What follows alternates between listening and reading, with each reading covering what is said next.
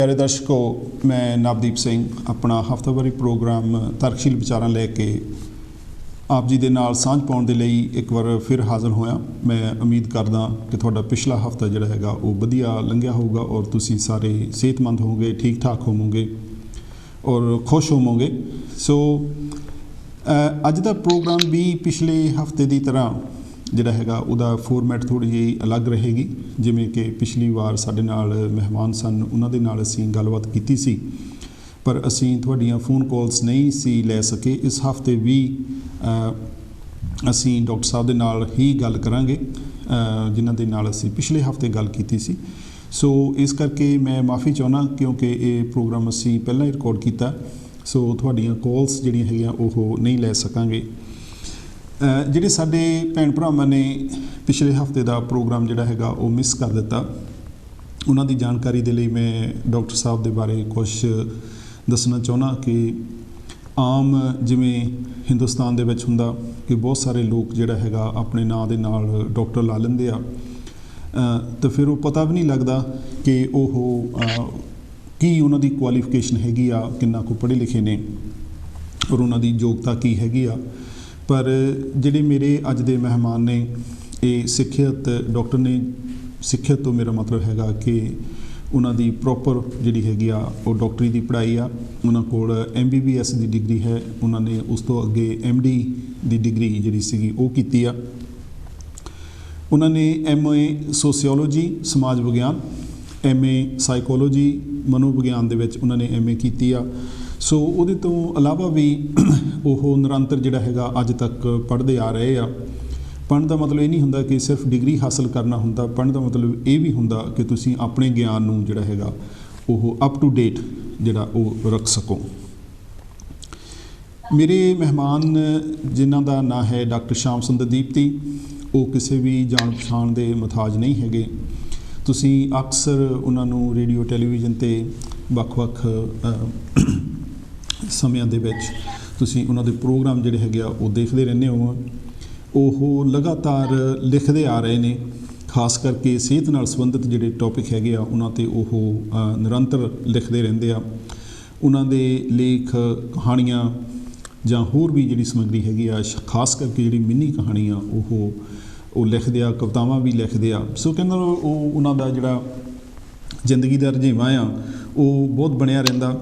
ਉਹ ਬਹੁਤ ਸਾਰੀਆਂ ਸਾਹਿਤਕ ਸਭਾਵਾਂ ਦੇ ਜਿਹੜੇ ਹੈਗੇ ਮੈਂਬਰ ਵੀ ਹੈਗੇ ਆ, ਅਹੁਦੇਦਾਰ ਵੀ ਹੈਗੇ ਆ। ਉਹਨਾਂ ਦੇ ਵਿੱਚੋਂ ਪੰਜਾਬੀ ਸਾਹਿਤ ਅਕਾਦਮੀ ਲੁਧਿਆਣਾ ਉਹਨਾਂ ਦੇ ਉਹ ਸੀਨੀਅਰ ਮੀਤ ਪ੍ਰਧਾਨ ਨੇ, ਮਿੰਨੀ ਕਹਾਣੀ ਲੇਖਕ ਮੰਚ ਦੇ ਉਹ ਪ੍ਰਧਾਨ ਨੇ।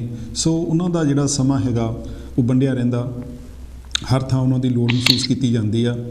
ਮੈਂ ਉਹਨਾਂ ਦਾ ਤਹਿ ਦਿਲੋਂ ਪਹਿਲਾਂ ਹੀ ਸ਼ੁਕਰਗੁਜ਼ਾਰ ਹਾਂ, ਉਹਨਾਂ ਦਾ ਧੰਨਵਾਦ ਵੀ ਕਰਦਾ ਜਾਵਾਂ ਕਿ ਉਹਨਾਂ ਨੇ ਸਾਡੀ ਰਿਕੁਐਸਟ ਮੰਨ ਕੇ ਸਾਡੇ ਲਈ ਅੱਜ ਦਾ ਸਮਾਂ ਕੱਢਿਆ ਹੈਗਾ। ਸੋ ਮੈਂ ਅੱਜ ਦੇ ਮਹਿਮਾਨ ਦੇ ਨਾਲ ਜਿਹੜੀ ਹੈਗੀ ਆ ਤੁਹਾਡੀ ਜਾਣ ਪਛਾਣ ਕਰਾਉਣਾ। ਡਾਕਟਰ ਸਾਹਿਬ, ਤੁਹਾਨੂੰ ਜੀ ਆਇਆਂ ਨੂੰ ਔਰ ਤੁਹਾਡਾ ਬਹੁਤ ਬਹੁਤ ਧੰਨਵਾਦ ਕਿ ਤੁਸੀਂ ਸਾਡੇ ਲਈ ਸਮਾਂ ਕੱਢਿਆ। ਸਾਡੇ ਦਰਸ਼ਕਾਂ ਨਾਲ ਤੁਸੀਂ ਸਾਂਝ ਪਾਓ। ਬਹੁਤ ਬਹੁਤ ਧੰਨਵਾਦ ਜੀ।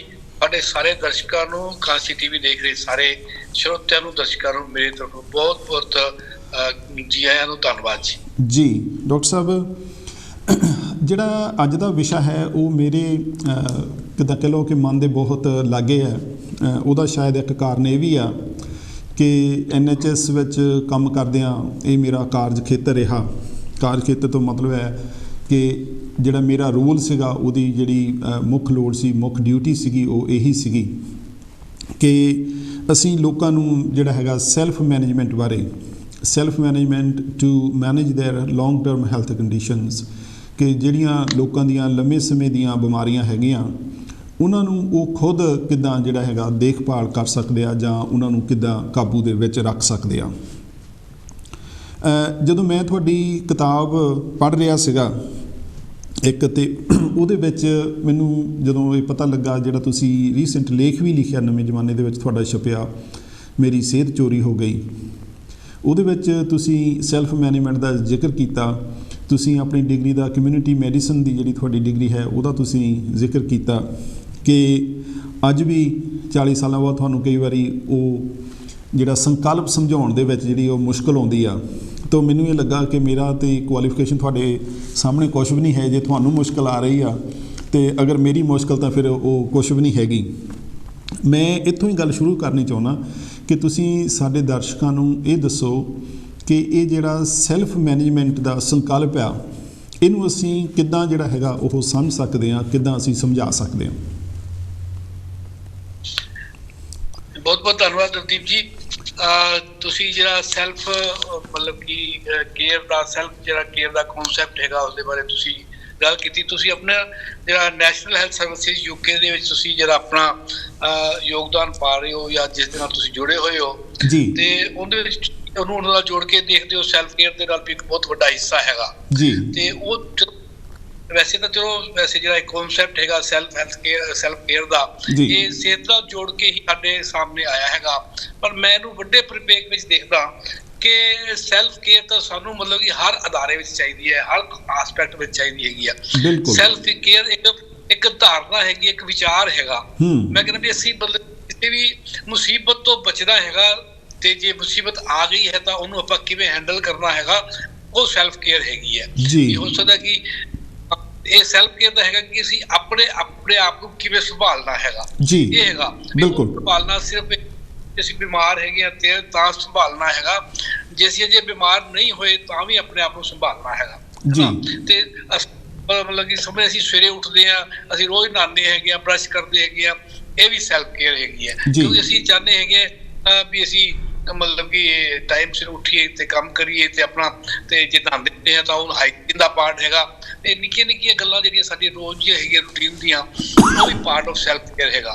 ਪਰ ਇਸ ਪਰਸਪੈਕਟਿਵ ਵਿੱਚ ਤੁਸੀਂ ਗੱਲ ਕਰ ਰਹੇ ਹੈਗੇ ਸੈਲਫ ਕੇਅਰ ਦੀ, ਉਹ ਨੈਚੁਰਲੀ ਉਹਦਾ ਹੁਣ ਆਧਾਰ ਇਸ ਕਰਕੇ ਹੈਗਾ ਕਿ ਅੱਜ ਕੱਲ੍ਹ ਅਸੀਂ ਪਿਛਲੇ ਕਾਫੀ ਲੰਬੇ ਸਮੇਂ ਤੋਂ ਜਿਹੜੀਆਂ ਕ੍ਰੋਨਿਕ ਜਿਹੜੀਆਂ ਡਿਜ਼ੀਜ਼ ਨੇ, ਜਿਹੜੀਆਂ ਲੌਂਗ ਟਰਮ ਮਤਲਬ ਕਿ ਕੇਅਰ ਮੰਗਦੀਆਂ ਹੈਗੀਆਂ ਨੇ। ਮੈਂ ਕਹਾਂ ਕਿ ਲੌਂਗ ਟਰਮ ਕੀ ਥਰੂ ਆਊਟ ਲਾਈਫ, ਮਤਲਬ ਕਿ ਤਾਂ ਉਮਰ ਤੁਹਾਨੂੰ ਮਤਲਬ ਕਿ ਇੱਕ ਮਤਲਬ ਕਿ ਕੇਅਰ ਦੀ ਲੋੜ ਹੁੰਦੀ ਹੈਗੀ ਹੈ, ਉਹਦੇ 'ਚ ਇਹ ਆਇਆ ਹੈਗਾ।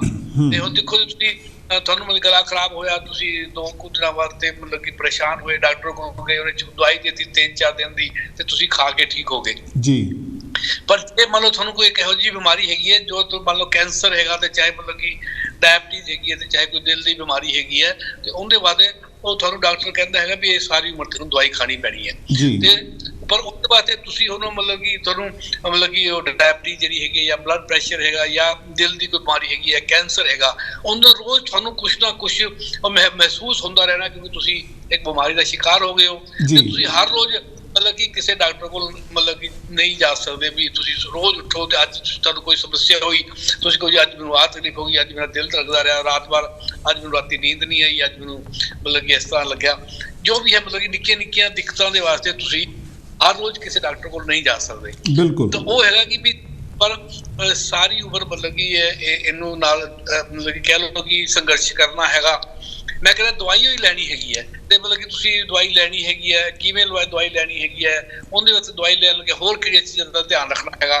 ਤੇ ਜਿਹੜੀਆਂ ਖਾਸ ਤੌਰ ਤੇ ਜਿਹੜੀਆਂ ਸਾਡਾ ਜਿਹੜਾ ਗਰੁੱਪ ਹੈਗਾ, ਜਿਹੜੀਆਂ ਬਿਮਾਰੀਆਂ ਦੀ ਗੱਲ ਕੀਤੀ, ਜਿਹਨੂੰ ਲਾਈਫ ਕੇਅਰ ਆਪਾਂ ਲਾਈਫ ਆਲ ਕ੍ਰੋਨਿਕ ਮਤਲਬ ਕਿ ਡਿਜ਼ੀਜ਼ ਕਹਿੰਦੇ, ਜਾਂ ਲਾਈਫ ਦੀਆਂ ਜਿਹੜੀਆਂ ਜ਼ਿੰਦਗੀ ਨਾਲ ਜੁੜੀਆਂ ਹੋਈਆਂ ਮਤਲਬ ਕਿ ਹੈਗੀਆਂ ਨੇ, ਉਹਦੇ ਵਾਸਤੇ ਸਿਰਫ ਦਵਾਈ ਹੀ ਇੱਕ ਆਪਣੇ ਆਪ ਵਿੱਚ ਮਹੱਤਵਪੂਰਨ ਪੱਖ ਦੇ ਇਲਾਵਾ ਹੋਰ ਵੀ ਬਹੁਤ ਕੁਛ ਹੈਗਾ। ਮਤਲਬ ਕਿ ਤੁਹਾਨੂੰ ਰਹਿਣਾ ਖਾਣਾ ਕਿਵੇਂ ਹੈ, ਆਪਣੀ ਸਾਫ਼ ਸਫਾਈ ਕਿਵੇਂ ਰੱਖਣੀ ਹੈ, ਆਪਣੀ ਹੋਰ ਛੋਟੀ ਮੋਟੀ ਆਦਤਾਂ ਨੂੰ ਕਿਵੇਂ ਬਣਾ ਕੇ ਵਧੀਆ ਬਣਾ ਕੇ ਰੱਖਣਾ ਹੈ, ਕਿ ਤੁਸੀਂ ਮਤਲਬ ਕਿ ਜਿਹੜਾ ਆਪਣੇ ਆਪ ਨੂੰ ਸੇਵ ਕਰ ਸਕੋ। ਇਸ ਕਰਕੇ ਇਹ ਇੱਕ ਬਹੁਤ ਜ਼ਰੂਰੀ ਆਸਪੈਕਟ ਹੈਗਾ ਹਰੇਕ ਪਾਰਟ ਆਫ ਲਾਈਫ ਦੇ ਵਿੱਚ ਜੀ। ਤੇ ਜੇ ਆਪਾਂ ਮਤਲਬ ਕਿ ਸਿਹਤ ਦੇ ਪੱਖ ਤੋਂ ਦੇਖੀਏ ਤਾਂ ਜਿਹੜੀਆਂ ਮੈਂ ਬਿਮਾਰੀਆਂ ਦਾ ਨਾਮ ਗਿਣਾਇਆ ਹੈਗਾ, ਹੋਰ ਵੀ ਮੈਂ ਕਹਿ ਰਿਹਾ ਕਿ ਜੇ ਤੁਹਾਨੂੰ 5 ਦਿਨ ਦੇ ਵਾਸਤੇ ਹੀ ਦਵਾਈ ਖਾਣੀ ਪੈ ਰਹੀ ਹੈ, ਤੁਹਾਡਾ ਗਲਾ ਖਰਾਬ ਹੋਇਆ ਹੈਗਾ, ਤੇ ਤੁਹਾਨੂੰ ਡਾਕਟਰ ਨੇ ਕਿਹਾ ਵੀ ਤੁਹਾਡਾ ਗਲਾ ਖਰਾਬ ਹੋਇਆ, ਤੂੰ ਤਲੀ ਹੋਈ ਚੀਜ਼ ਨਹੀਂ ਖਾਣੀ, ਤੂੰ ਆਹ ਚੀਜ਼ਾਂ ਦਾ ਪਰਹੇਜ਼ ਕਰਨਾ ਹੈ, ਗਰਾਰੇ ਕਰਨੇ ਆ, ਇਹ ਕਰਨਾ ਹੈਗਾ, ਉਹ ਇੱਕ ਪਾਰਟ ਜਿਹੜਾ ਉਹ ਦਵਾਈ ਤੋਂ ਇਲਾਵਾ ਹੈਗਾ। ਤਾਂ ਉਹਦੇ ਵਾਸਤੇ ਉਹ ਸੈਲਫ ਕੇਅਰ ਹੈਗੀ ਵੀ ਤੁਸੀਂ ਆਪ ਮਤਲਬ ਕਿ ਉਹਦਾ ਧਿਆਨ ਰੱਖਣਾ ਹੈਗਾ। ਸਿੰਪਲ ਜੀ ਮਤਲਬ ਕਿ ਆਪਾਂ ਭਾਸ਼ਾ ਜਿਹਦਾ ਪੰਜਾਬੀ ਚ ਅਰਥ ਕਹੀਏ, ਸੈਲਫ ਕੇਅਰ ਦਾ ਮਤਲਬ ਹੀ ਹੈਗਾ ਆਪਣੀ ਸੰਭਾਲ ਆਪ ਕਰਨੀ ਹੈਗੀ ਹੈ ਜੀ। ਤਾਂ ਇਸ ਪੱਖ ਨੂੰ ਸਮਝਣਾ ਚਾਹੀਦਾ ਹੈਗਾ ਕਿ ਮਤਲਬ ਕੀ ਹੈਗਾ ਵੀ ਅਸੀਂ ਕਿਸੇ ਵੀ ਦਿੱਕਤ ਤੋਂ ਬਚਣਾ ਹੈਗਾ। ਜੇ ਆਪਾਂ ਮਤਲਬ ਕਿ ਡਾਇਬਟੀਜ਼ ਦੀ ਗੱਲ ਕਰੀਏ ਤੇ ਚਾਹੇ ਬਲੱਡ ਪ੍ਰੈਸ਼ਰ ਦੀ ਗੱਲ ਕਰੀਏ, ਇਹ ਆਪਣੇ ਆਪ ਦੇ ਵਿੱਚ ਇੱਕ ਬਿਮਾਰੀ ਜਿਹੜੀ ਹੈਗੀ ਹੋਈ ਹੈ, ਇੱਕ ਤੁਹਾਨੂੰ ਮਤਲਬ ਤਕਲੀਫ, ਕਿਉਂਕਿ ਇਹ ਲੰਮਾ ਸਮਾਂ ਰਹਿਣੀ ਹੈ, ਜਿਵੇਂ ਮੈਂ ਕਿਹਾ ਕਿ ਪੂਰੀ ਉਮਰ ਰਹਿਣੀ ਹੈਗੀ ਹੈ। ਤੇ ਜੇ ਉਹ ਸਾਰੀ ਉਮਰ ਤੁਹਾਡੇ ਰਹਿਣੀ ਹੈ, ਤੁਹਾਡੇ ਸਾਰੇ ਜਿੰਨੇ ਵੀ ਸਰੀਰ ਦੇ ਅੰਗ ਨੇ। ਜੀ। ਜੇ ਮੰਨ ਲਓ ਕਿ ਵੀ ਅੱਖਾਂ ਦਾ ਪਰਦਾ ਹੈਗਾ, ਮਤਲਬ ਕਿ ਤੁਹਾਡੀ ਕਿਡਨੀ ਹੈਗੀ ਹੈ, ਤੁਹਾਡਾ ਲੀਵਰ ਹੈਗਾ, ਤੁਹਾਡਾ ਹਾਰਟ ਹੈਗਾ, ਜੀ। ਡਾਇਬਟੀਜ਼ ਸਿਰ ਤੋਂ ਲੈ ਕੇ ਤੇ ਪੈਰ ਤੱਕ ਹਰੇਕ ਅੰਗ ਨੂੰ ਪ੍ਰਭਾਵਿਤ ਕਰਦੀ ਹੈਗੀ ਹੈ। ਜੀ। ਤੇ ਬਿਮਾਰੀ ਹੈਗੀ ਹੈ ਉਹ ਉਨੀ ਤਕਲੀਫ ਦੇ ਕਈ ਵਾਰੀ ਨਹੀਂ ਹੁੰਦੀ ਜਿੰਨੀਆਂ ਉਹਦੀਆਂ ਦਿੱਕਤਾਂ ਤਕਲੀਫ ਦੇ ਹੁੰਦੀਆਂ ਨੇ। ਜੀ। ਜੇ ਆਪਾਂ ਮਤਲਬ ਗੱਲ ਕਰੀਏ ਵੀ ਅੱਖਾਂ ਦੇ ਪਰਦੇ ਦੀ, ਜੇ ਤੁਹਾਡੀ ਮਤਲਬ ਕਿ ਇਫੈਕਟ ਹੋ ਗਿਆ ਤਾਂ ਤੁਹਾਡੀ ਅੱਖਾਂ ਦੀ ਰੋਸ਼ਨੀ, ਤੁਸੀਂ ਅੰਨੇ ਵੀ ਹੋ ਸਕਦੇ ਹੈਗੇ, ਜੀ, ਹੈ ਨਾ। ਜੀ। ਤੇ ਪੈਰਾਂ ਦੇ ਉੱਤੇ ਕੋਈ ਜ਼ਖਮ ਹੋ ਗਿਆ ਤਾਂ ਠੀਕ ਨਹੀਂ ਹੋ ਰਿਹਾ, ਹੋ ਸਕਦਾ ਤੁਹਾਡੀ ਲੱਤ ਵੀ ਕੱਟਣੀ ਪਵੇ। ਜੀ। ਇਹ ਮੈਂ ਡਰਾ ਨਹੀਂ ਰਿਹਾ, ਇਹ ਸੱਚਾਈ ਹੈਗੀ ਹੈ। ਜੀ। ਜਦੋਂ ਕਿ ਜਿੰਨੀਆਂ ਐਂਪੂਟੇਸ਼ਨਸ ਹੁੰਦੀਆਂ ਨੇ ਉਹਦੇ ਵਿੱਚ ਸਭ ਤੋਂ ਨੰਬਰ 1 ਤੇ ਉਹਦਾ ਕਾਰਨ ਸ਼ੂਗਰ ਰੋਗ ਹੈਗੀ ਹੈ, ਤੇ ਜਾਂ ਅੱਖਾਂ ਦਾ ਅੰਨਾਪਨ ਹੈ, ਤੇ ਡਾਇਬਟਿਕ ਜਿਹੜੀ ਹੈਗੀ ਉਹ ਰੈਟੀਨੋਪੈਥੀ ਹੈਗੀ ਹੈ। ਜੀ। ਇਹ ਡਰਨ ਦੀ ਗੱਲ ਮਤਲਬ ਕਿ ਇਸ ਕਰਕੇ ਨਹੀਂ ਹੈਗੀ, ਇਹ ਸੱਚੀ ਮੁੱਚੀ ਇਹ ਕੰਪਲਿਕੇਸ਼ਨ ਹੁੰਦੀਆਂ ਨੇ। ਪਰ ਦੂਜੇ ਪਾਸੇ ਚੰਗੀ ਹੈਗੀ ਹੈ ਕਿ ਅਸੀਂ ਇਹਨਾਂ ਤੋਂ ਬਚ ਸਕਦੇ ਹੈਗੇ ਹਾਂ। ਅਸੀਂ ਉਹ ਦੇ ਨਾਲ ਅਸੀਂ ਉਹਨਾਂ ਦਾ ਮਤਲਬ ਕਿ ਸਹੀ ਤਰੀਕੇ ਨਾਲ ਆਪਣਾ ਮਤਲਬ ਕਿ ਧਿਆਨ ਰੱਖਦੇ ਹੈਗੇ ਆ, ਆਪਣੀ ਸੰਭਾਲ ਕਰਦੇ ਆ, ਡਾਇਬਟੀਜ਼ ਨੂੰ ਠੀਕ ਤਰੀਕੇ ਦੇ ਨਾਲ ਲੈਂਦੇ ਹੈਗੇ ਆ। ਕੋਈ ਵੀ ਬਿਮਾਰੀ ਨੂੰ ਜਿਹੜੀ ਕਿ ਤੁਹਾਡੇ ਸਰੀਰ ਦੇ ਵਿੱਚ ਲੰਬੇ ਸਮੇਂ ਵਾਸਤੇ ਰਹਿਣੀ ਹੈ ਤੇ ਤੁਹਾਨੂੰ ਲੰਬਾ ਸਮਾਂ ਦਵਾਈ ਖਾਣੀ ਪੈਣੀ ਹੈ, ਤੇ ਉਹਦੇ ਵਾਸਤੇ ਇੱਕ ਸੈਲਫ ਕੇਅਰ ਇਹੋ ਜਿਹੀ ਚੀਜ਼ ਹੈਗੀ ਹੈ ਜਿਹੜੀ ਤੁਹਾਨੂੰ ਫਿਊਚਰ 'ਚ ਯਾਨੀ ਕਿ ਭਵਿੱਖ ਦੇ ਵਿੱਚ ਆਉਣ ਵਾਲੀ ਜ਼ਿੰਦਗੀ ਦੇ ਵਿੱਚ ਹੋਣ ਵਾਲੀ ਦਿੱਕਤਾਂ ਤੋਂ ਬਚਾ ਸਕਦੀ ਹੈਗੀ ਹੈ। ਜੀ। ਇਹ ਇੱਕ ਸੈਲਫ ਕੇਅਰ ਦਾ ਕਨਸੈਪਟ ਹੈਗਾ। ਜਿਵੇਂ ਮੈਂ ਸ਼ੁਰੂ 'ਚ ਕਿਹਾ ਕਿ ਇਹ ਤਾਂ ਜ਼ਿੰਦਗੀ ਦੇ ਹਰ ਸ਼ੋਬੇ ਨਾਲ ਮਤਲਬ ਕਿ ਜੁੜਿਆ ਹੋਇਆ ਸੈਲਫ ਕੇਅਰ ਦਾ ਹੈਗਾ। ਆਪਾਂ ਸੜਕ ਤੇ ਜਾਂਦੇ ਹੈਗੇ ਆ, ਹੈ ਨਾ, ਤੇ ਅਸੀਂ ਸੜਕ ਤੇ ਜਾਂਦੇ ਤੇ ਹਾਦਸੇ ਦਾ ਸ਼ਿਕਾਰ ਹੋ ਸਕਦੇ ਹਾਂ, ਕਦੇ ਵੀ ਹੋ ਸਕਦੇ ਹੈਗੇ। ਜੀ। ਤਾਂ ਉੱਥੇ ਮਤਲਬ ਕਿ ਇੱਕ ਚੱਲਣ ਦਾ ਤਰੀਕਾ ਕੀ ਹੈ, ਕਿਵੇਂ ਉੱਥੇ ਜਾਣਾ ਹੈਗਾ, ਕਿਵੇਂ ਆਪਣਾ ਵਹੀਕਲ ਜਾਣਾ ਹੈਗਾ, ਉਹ ਕਿਵੇਂ ਜਾਣਾ ਹੈਗਾ, ਉਹਨੂੰ ਕਿਵੇਂ ਚਲਾਉਣਾ ਹੈਗਾ, ਕਿਵੇਂ ਮਤਲਬ ਕਿ ਤੁਸੀਂ ਆਪਣੀ ਸਪੀਡ ਰੱਖਣੀ ਹੈ, ਕਿਵੇਂ ਮਤਲਬ ਕਿ ਉਸਦਾ ਮਤਲਬ ਕਿ ਆਪਣੇ ਮੋੜ ਤੇ ਖਿਆਲ ਰੱਖਣਾ ਹੈਗਾ, ਸਾਰੇ ਸਾਇੰਸ ਜਿਹੜੇ ਹੈਗੇ ਨੇ ਉਹਨਾਂ ਦਾ ਧਿਆਨ ਰੱਖਣਾ ਹੈਗਾ। ਅਲਟੀਮੇਟਲੀ ਏਮ ਤਾਂ ਇਹ ਹੈ ਨਾ ਵੀ ਅਸੀਂ ਕਿਸੇ ਹਾਦਸੇ ਦਾ ਸ਼ਿਕਾਰ ਨਾ ਹੋਈਏ। ਜੀ। ਤੇ ਇਸ ਕਰਕੇ ਹੈਗਾ ਵੀ ਉਹ ਵੀ ਆਪਣੇ ਆਪ ਵਿੱਚ ਸੈਲਫ ਕੇਅਰ ਹੈਗੀ ਹੈ। ਪਲ ਪਲ ਤੇ ਪੈਰ ਤੇ ਮਤਲਬ ਕਿ ਤੁਹਾਨੂੰ ਸੈਲਫ ਕੇਅਰ ਦੀ ਲੋੜ ਹੈਗੀ ਹੈ। ਤੇ ਇਸ ਕਰਕੇ ਪਹਿਲਾਂ ਤਾਂ ਇਹਦਾ ਜਿਹੜਾ ਕਨਸੈਪਟ ਹੈਗਾ ਉਹਨੂੰ ਅੰਡਰਸਟੈਂਡ ਕਰਨ ਦੀ ਲੋੜ ਹੈਗੀ ਹੈ ਕਿ ਸਾਨੂੰ ਜ਼ਿੰਦਗੀ ਦੇ ਹਰ ਪੜਾਅ ਤੇ ਸੈਲਫ ਕੇਅਰ ਦੀ ਲੋੜ ਹੈਗੀ ਹੈ। ਜੀ। ਜੀ। ਡਾਕਟਰ ਸਾਹਿਬ, ਇਹ ਆਪਾਂ ਸਿਹਤ ਦੇ ਨਾਲ ਇਹਨੂੰ ਤਾਂ ਜੋੜ ਕੇ ਜਿਹੜਾ ਹੈਗਾ ਖਾਸ ਕਰਕੇ ਅੱਜ ਇਹਦੀ ਗੱਲਬਾਤ ਕਰ ਰਹੇ ਹਾਂ, ਜਿਵੇਂ ਤੁਸੀਂ ਬਿਲਕੁਲ ਇਹ ਗੱਲ ਸਪਸ਼ਟ ਕੀਤੀ ਆ ਕਿ ਇਹ ਜਿਹੜੀ ਸਾਡੀ ਸਿਹਤ ਆ ਉਹ ਸਾਡੀ ਮਨੁੱਖੀ ਜ਼ਿੰਦਗੀ ਦਾ ਇੱਕ ਹਿੱਸਾ ਆ। ਉਹਨੂੰ ਜ਼ਿੰਦਗੀ ਨੂੰ ਖੁਸ਼ਹਾਲ ਤੇ ਤੰਦਰੁਸਤੀ ਦੇ ਨਾਲ ਜੀਣ ਦੇ ਲਈ ਉਹ ਸਾਡੀ ਸਿਹਤ ਦਾ ਚੰਗਾ ਹੋਣਾ ਇੱਕ ਹਿੱਸਾ ਆ, ਪਰ ਉਹ ਬਹੁਤ ਮਹੱਤਵਪੂਰਨ ਹਿੱਸਾ ਆ।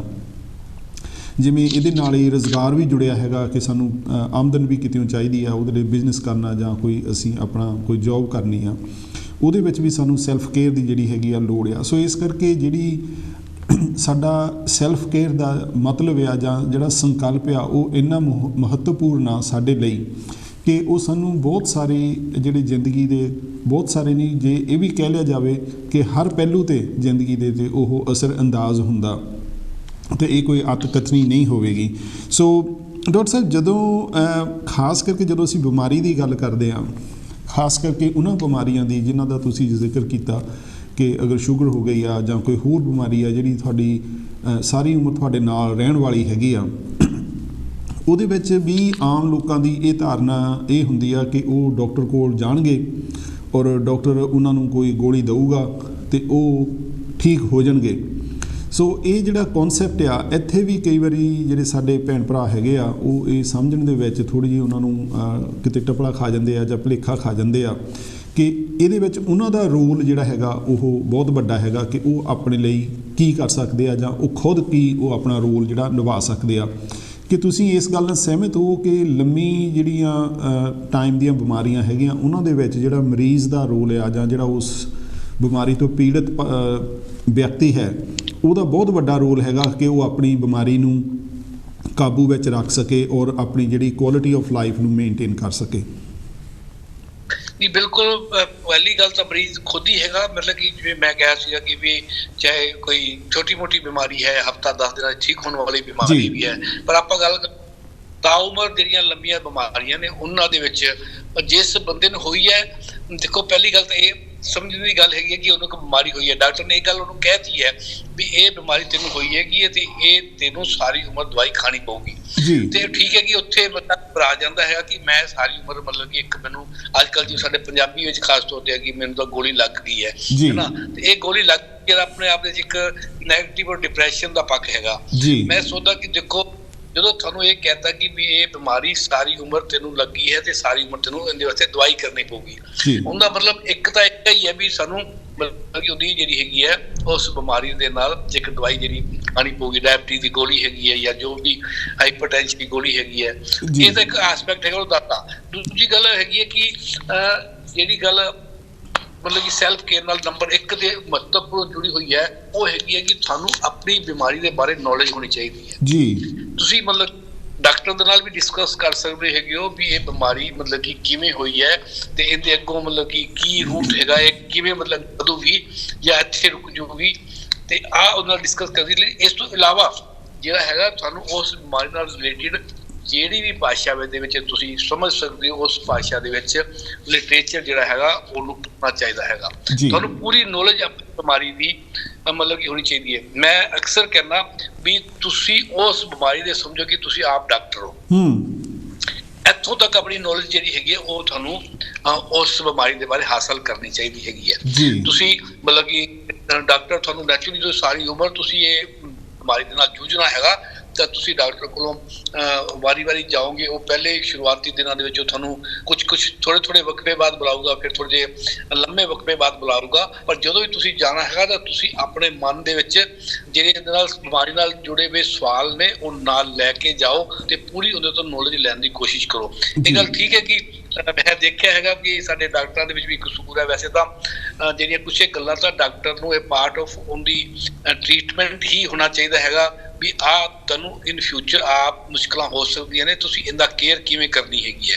ਤਾਂ ਇੱਕ ਤੇ ਦੂਜੇ ਪਾਸੇ ਡਾਕਟਰ ਵੈਸੇ ਕਹਿੰਦਾ ਕਿ ਗੋਲੀ ਖਾ ਤੇ ਤੂੰ ਮਤਲਬ ਕਿ ਮੇਰਾ ਟਾਈਮ ਖਰਾਬ ਨਾ ਕਰ, ਹੈਨਾ। ਤੇ ਮੈਂ ਮਤਲਬ ਬੜੇ ਲੋਕਾਂ ਨੂੰ ਮਤਲਬ ਕਿ ਮੈਨੂੰ ਦੱਸਦੇ ਹੈਗੇ ਨੇ ਵੀ ਇੱਕ ਮੈਂ ਤੁਹਾਨੂੰ ਉਦਾਹਰਨ ਦੱਸਦਾ। ਮੈਂ ਇੱਕ ਡਾਕਟਰ ਮਤਲਬ ਕਿ ਇੱਕ ਪੇਸ਼ੈਂਟ ਸੀਗਾ ਡਾਇਬਟੀਜ਼ ਦਾ, ਤੇ ਉਹਨੇ ਕਿਸੇ ਜਿਹੜਾ ਡਾਇਬਟੀਜ਼ ਦਾ ਸਪੈਸ਼ਲਿਸਟ ਸੀਗਾ ਡਾਇਬਟੀਕੋਲੋਜਿਸਟ ਉਹਦੇ ਤੋਂ ਮਤਲਬ ਕਿ ਅਪੁਆਇੰਟਮੈਂਟ ਲਈ, ਤੇ ਉਹਦੀ ਜਿਹੜੀ PA ਸੀਗੀ ਉਹਨੇ ਉਹਨੂੰ ਕਿਹਾ ਵੀ ਕਿੰਨੇ ਵਜੇ ਆਉਣਾ ਚਾਹੋਗੇ, 4 ਵਜੇ 4:20 ਤੇ 4:40 ਤੇ ਜਾਂ 5 ਵਜੇ, ਯਾਨੀ ਕਿ ਉਹ 20 ਮਿੰਟ ਬਾਅਦ ਉਹਨਾਂ ਕੋਲੋਂ ਟਾਈਮ ਦੱਸ ਰਹੀ ਸੀਗੀ। ਉਹਨੇ ਇੱਕ ਟਾਈਮ ਲਿਖਾਤਾ, ਉਹਨੇ ਸੋਚਿਆ ਕਿ ਹੁਣ ਮੇਰੇ ਕੋਲ 20 ਮਿੰਟ ਹੈਗੇ ਨੇ ਤੇ ਮੈਂ ਜਾ ਕੇ ਉਹਦੇ ਨਾਲ ਡਾਕਟਰ ਨਾਲ ਗੱਲ ਕਰੂੰਗਾ। ਤੇ ਡਾਕਟਰ ਕੋਲ ਗਿਆ ਤੇ ਉਹਨੇ ਪਰਚੀ ਦਿਖਾਈ ਜਿਹੜੀ ਪੁਰਾਣੀ ਸੀਗੀ, ਉਹਦੇ ਦਵਾਈਆਂ ਲਿਖੀਆਂ ਸੀ। ਉਹਨੇ ਕਿਹਾ ਕੀ ਹਾਲ ਹੈ, ਠੀਕ ਹੈ। ਰਿਪੋਰਟਾਂ ਉਹ ਲੈ ਕੇ ਗਿਆ ਸੀਗਾ ਟੈਸਟ ਕਰਵਾ ਕੇ, ਤੇ ਉਹਨੇ ਦੇਖਿਆ, ਉਹਨੇ ਕਿਹਾ ਤੁਹਾਡੀ ਸ਼ੂਗਰ ਵਧੀਆ ਚੱਲ ਰਹੀ ਹੈਗੀ, ਸਭ ਠੀਕ ਹੈਗਾ ਤੇ ਦਵਾਈ ਕੰਟੀਨਿਊ ਕਰੋ। ਤੇ ਉਹ ਕਹਿੰਦਾ ਤੁਸੀਂ ਮਤਲਬ ਨਾ ਠੀਕ ਹੈ ਜੀ, ਥੈਂਕ ਯੂ। ਉਹ ਜਦੋਂ ਮਤਲਬ ਕਿ ਉੱਥੇ ਉਹਨੇ ਕਿਹਾ ਵੀ ਥੈਂਕ ਯੂ ਤੁਸੀਂ ਜਾਓ, ਤੇ ਉਹਨੇ ਬੈਲ ਕੀਤੀ ਵੀ ਅਗਲਾ ਮਰੀਜ਼ ਭੇਜੋ।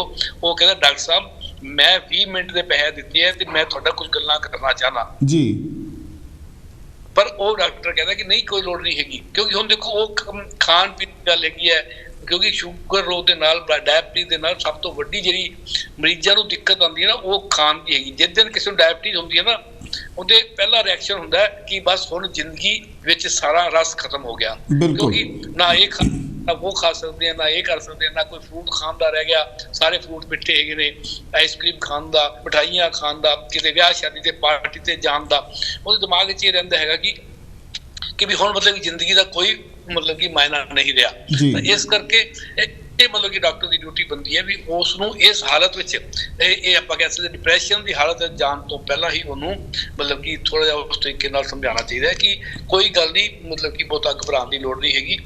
ਮੈਨੂੰ ਦੱਸੋ, ਮੈਂ ਅੱਜ ਤੋਂ ਮਤਲਬ ਕਿ ਕੋਈ 40 ਸਾਲ ਪਹਿਲਾਂ ਮਤਲਬ ਕਿ ਇੱਕ ਛੋਟੀ ਜਿਹੀ ਬੁਕਲੈਟ ਲਿਖੀ ਸੀਗੀ, ਸ਼ੂਗਰ ਰੋਗ ਆਸਾਨ ਹੈ ਜ਼ਿੰਦਗੀ ਜੀ, ਸ਼ੂਗਰ ਰੋਗ ਨਾਲ ਸਿਹਤਮੰਦ ਜ਼ਿੰਦਗੀ, ਹੈ ਨਾ। ਮਤਲਬ ਕਹਿਣ ਦਾ ਮਤਲਬ ਮੈਂ ਮਤਲਬ ਕਿ ਵੀ ਸ਼ੂਗਰ ਰੋਗ ਹੋਊਗਾ ਤਾਂ ਵੀ ਤੁਸੀਂ ਸਿਹਤਮੰਦ ਜ਼ਿੰਦਗੀ ਜੀ ਸਕਦੇ ਹੈਗੇ ਹੋ। ਖਾਸ ਤੌਰ ਤੇ ਜੇ ਮੈਂ ਕਹਾਂ ਕਿ ਆਪਣੇ ਹਿੰਦੁਸਤਾਨ ਦੇ ਵਿੱਚ ਪੂਰੇ ਚਲੋ ਆਪਾਂ ਕਹੀਏ, ਪਰ ਪੰਜਾਬ ਦੀ ਮੈਂ ਜੇ ਗੱਲ ਕਰਾਂ ਵੀ ਸਾਡੇ ਕੋਲੋਂ ਖਾਣ ਦੀ ਇੰਨੀ ਜ਼ਿਆਦਾ ਵੈਰਾਈਟੀ ਹੈਗੀ ਹੈ, ਇੰਨੇ ਜ਼ਿਆਦਾ ਸਾਡੇ ਮਟੀਰੀਅਲਸ ਹੈਗੇ ਆ, ਯਾਨੀ ਕਿ ਸਿਰਫ ਆਪਾਂ ਕਣਕ ਦੀ ਗੱਲ ਨਹੀਂ ਹੈ, ਬਾਜਰਾ ਹੈ, ਮੱਕੀ ਹੈ, ਸਾਡੇ ਕੋਲੋਂ ਜੌਂ ਹੈਗੇ ਨੇ, ਮਤਲਬ ਇਹਦੇ ਸੀਰੀਅਲ ਨੇ, 36 ਆਪਣੇ ਤਰ੍ਹਾਂ ਦੀਆਂ ਦਾਲਾਂ ਹੈਗੀਆਂ ਨੇ। ਇਸੇ ਤਰੀਕੇ ਨਾਲ ਸਾਡੇ ਕੋਲੋਂ ਘੱਟ 50 ਕਿਸਮ ਦੀਆਂ ਸਬਜ਼ੀਆਂ ਹੈਗੀਆਂ ਨੇ, ਗਰਮੀਆਂ ਦੀਆਂ ਹੋਰ, ਸਰਦੀਆਂ ਦੀਆਂ ਹੋਰ, ਐਵੇਂ ਸਾਡੇ ਕੋਲ ਕਿੰਨੇ ਸਾਰੇ ਫਲ ਹੈਗੇ ਆ ਜੀ, ਹੈ ਨਾ, ਮੌਸਮੀ ਫਲ ਹੈਗੇ ਨੇ।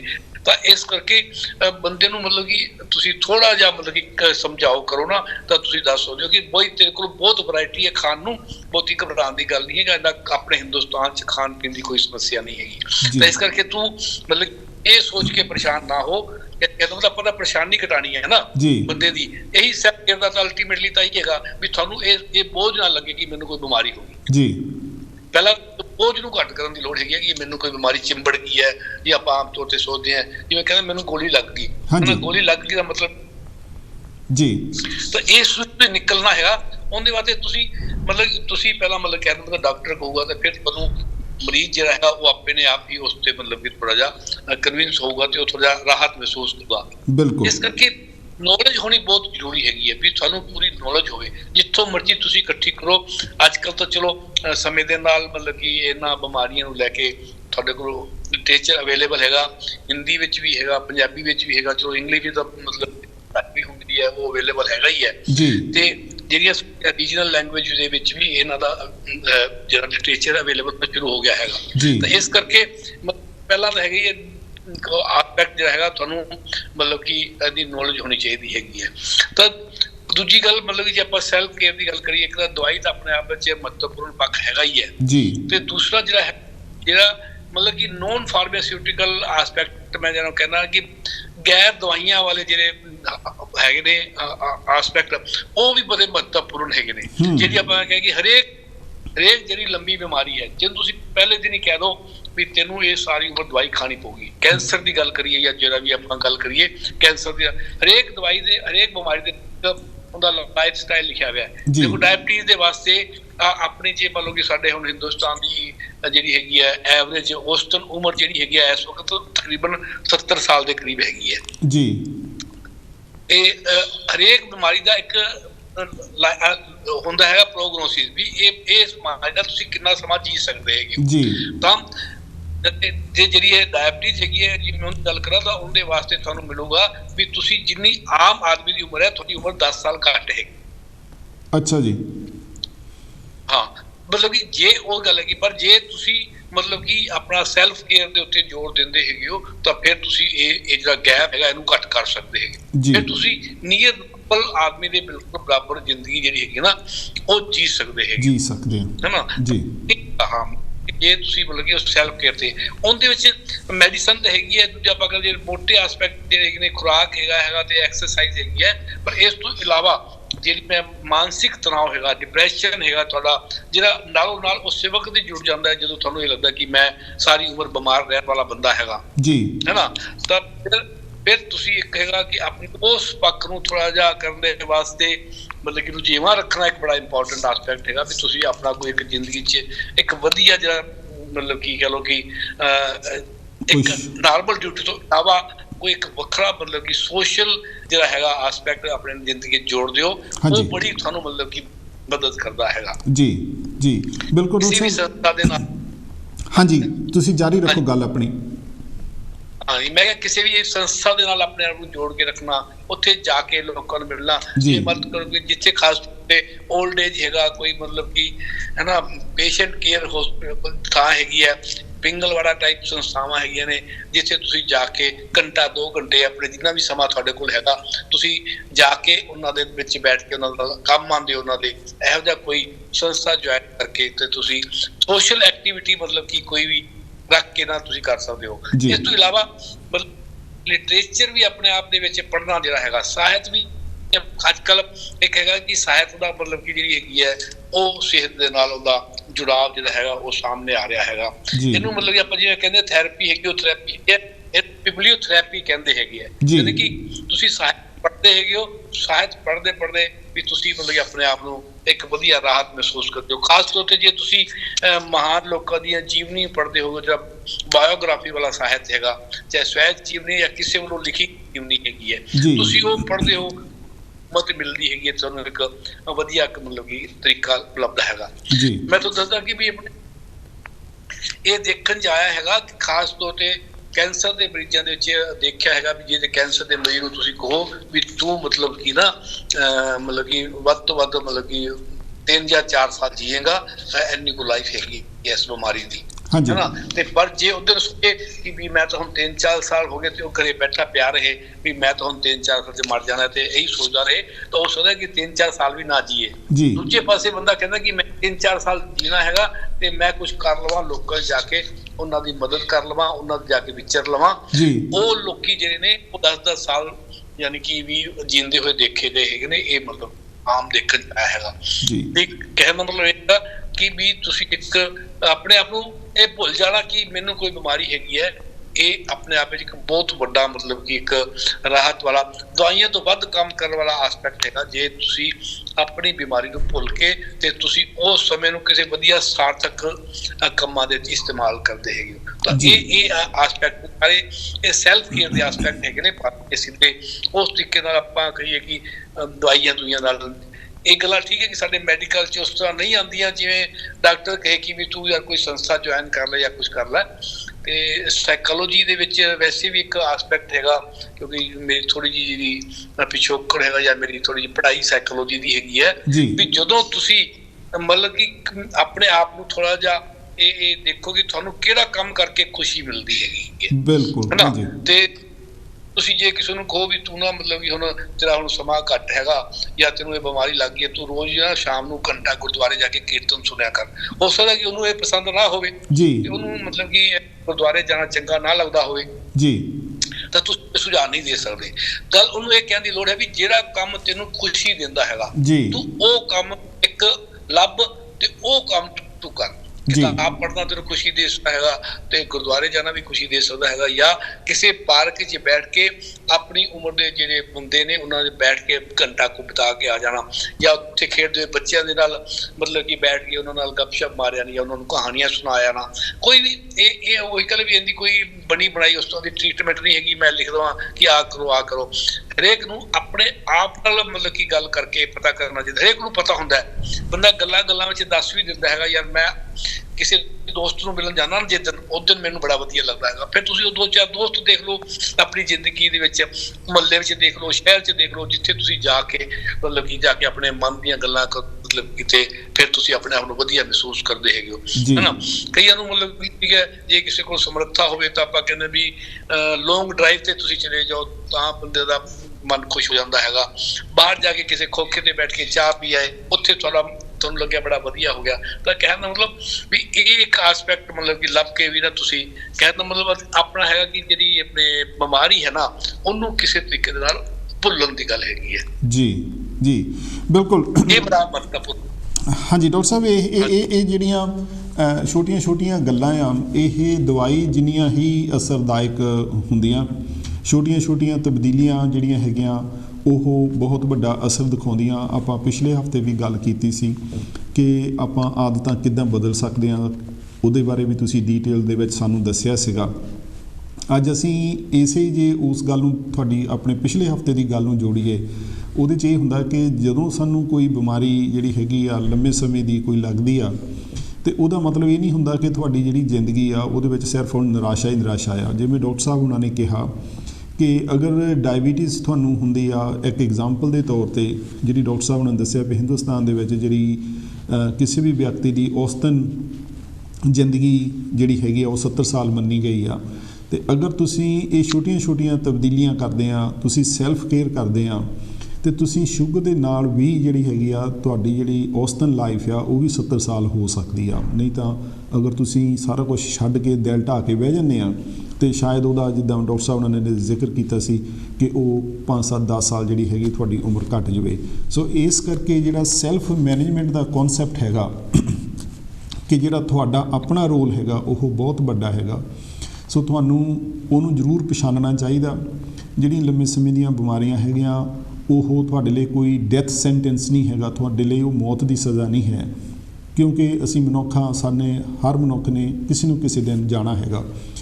ਪਰ ਜਿਹੜੀਆਂ ਇਹ ਬਿਮਾਰੀਆਂ ਹੈਗੀਆਂ ਇਹਨਾਂ ਦਾ ਜਿਹੜਾ ਹੈਗਾ ਤੁਸੀਂ ਬਹੁਤ ਨੋਰਮਲ ਜ਼ਿੰਦਗੀ ਜਿਹੜੀ ਆ ਆਪਣੀ ਜੀ ਸਕਦੇ ਆ, ਬਸ਼ਰਤੇ ਕਿ ਅਸੀਂ ਕੁਝ ਤਬਦੀਲੀਆਂ ਜਿਹੜੀਆਂ ਹੈਗੀਆਂ ਆਪਣੀ ਲੋੜ ਦੇ ਮੁਤਾਬਕ, ਆਪਣੀ ਬਿਮਾਰੀ ਦੇ ਮੁਤਾਬਕ ਜਿਹੜੀਆਂ ਹੈਗੀਆਂ ਉਹ ਕਰ ਸਕਦੇ ਹਾਂ। ਜਿਵੇਂ ਡਾਕਟਰ ਸਾਹਿਬ ਉਹਨਾਂ ਨੇ ਇਸ਼ਾਰਾ ਕੀਤਾ ਸੀਗਾ ਕਿ ਸ਼ੂਗਰ ਹੋਣ ਦਾ ਮਤਲਬ ਇਹ ਨਹੀਂ ਕਿ ਤੁਸੀਂ ਮਿੱਠਾ ਨਹੀਂ ਖਾ ਸਕਦੇ, ਤੁਸੀਂ ਅੰਗੂਰ ਨਹੀਂ ਖਾ ਸਕਦੇ, ਤੁਸੀਂ ਅੰਬ ਨਹੀਂ ਖਾ ਸਕਦੇ। ਉਹ ਸਾਰੀਆਂ ਚੀਜ਼ਾਂ ਖਾ ਸਕਦੇ ਹਾਂ, ਆਈਸਕ੍ਰੀਮ ਵੀ ਖਾ ਸਕਦੇ ਹਾਂ। ਅਸੀਂ ਇਹ ਨਹੀਂ ਕਹਿੰਦੇ ਕਿ ਤੁਸੀਂ ਹੁਣ ਉਹ ਜੀ ਭਰ ਕੇ ਖਾਓ।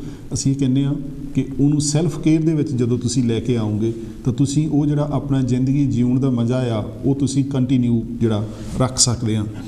ਡਾਕਟਰ ਸਾਹਿਬ, ਇੱਕ ਤੁਹਾਡੀ ਹੋਰ ਬਹੁਤ ਮਹੱਤਵਪੂਰਨ ਕਿਤਾਬ ਹੈ ਦਵਾਈਆਂ ਨੂੰ ਹਾਰ।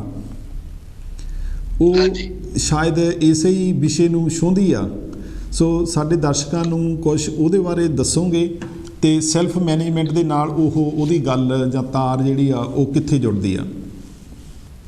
ਅਰੇ ਉਹ ਉਸ ਕਿਤਾਬ ਤੇ ਆਉਣ ਤੋਂ ਪਹਿਲਾਂ ਮੈਂ ਇੱਕ ਸੈਲਫ ਕੇਅਰ 'ਚ ਇੱਕ ਹੋਰ ਆਸਪੈਕਟ ਮਤਲਬ ਕਿ ਜਿਹੜਾ ਇੱਕ ਨਵਾਂ ਅੱਜ ਕੱਲ੍ਹ ਚਲੋ ਕਨਸੈਪਟ ਤਾਂ ਵੈਸੇ ਪੁਰਾਣਾ ਹੈਗਾ ਪਰ ਹੁਣ ਉਹਨੂੰ ਰਿਵਾਈਵ ਕਰ ਰਹੇ ਹੈਗੇ ਆ, ਹੋਲਿਸਟਿਕ ਹੈਲਥ ਦੇ ਉੱਪਰ ਗੱਲ ਜੀ ਹੈ ਨਾ।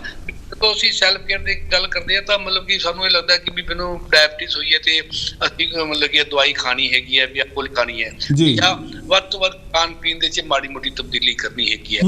ਸਾਨੂੰ ਮਤਲਬ ਕਿ ਹੋਲਿਸਟਿਕ ਹੈਲਥ ਦੇ ਕਨਸੈਪਟ ਨੂੰ ਵੀ ਸੋਚਣਾ ਚਾਹੀਦਾ। ਜਿਵੇਂ ਮੈਂ ਕਹਿ ਰਿਹਾ ਸੀਗਾ ਕੋਈ ਨਾ ਕੋਈ ਰੁਝੇਵਾਂ ਰੱਖੋ ਜਿਸ 'ਚ ਤੁਹਾਨੂੰ ਖੁਸ਼ੀ ਮਿਲਦੀ ਹੈ, ਉਹ ਆਦਤ ਜਿਹੜੀ ਹੈਗੀ ਉਹਨੂੰ ਅਪਣਾਓ, ਉਹਨੂੰ ਵਧਾਓ, ਹੈ ਨਾ। ਤੇ ਤੁਸੀਂ ਉਹ ਪਛਾਣਨ ਦੀ ਕੋਸ਼ਿਸ਼ ਕਰੋ ਵੀ ਤੁਹਾਨੂੰ ਕਿਹੜੇ ਕੰਮ ਤੋਂ ਖੁਸ਼ੀ ਮਿਲਦੀ ਹੈਗੀ ਹੈ।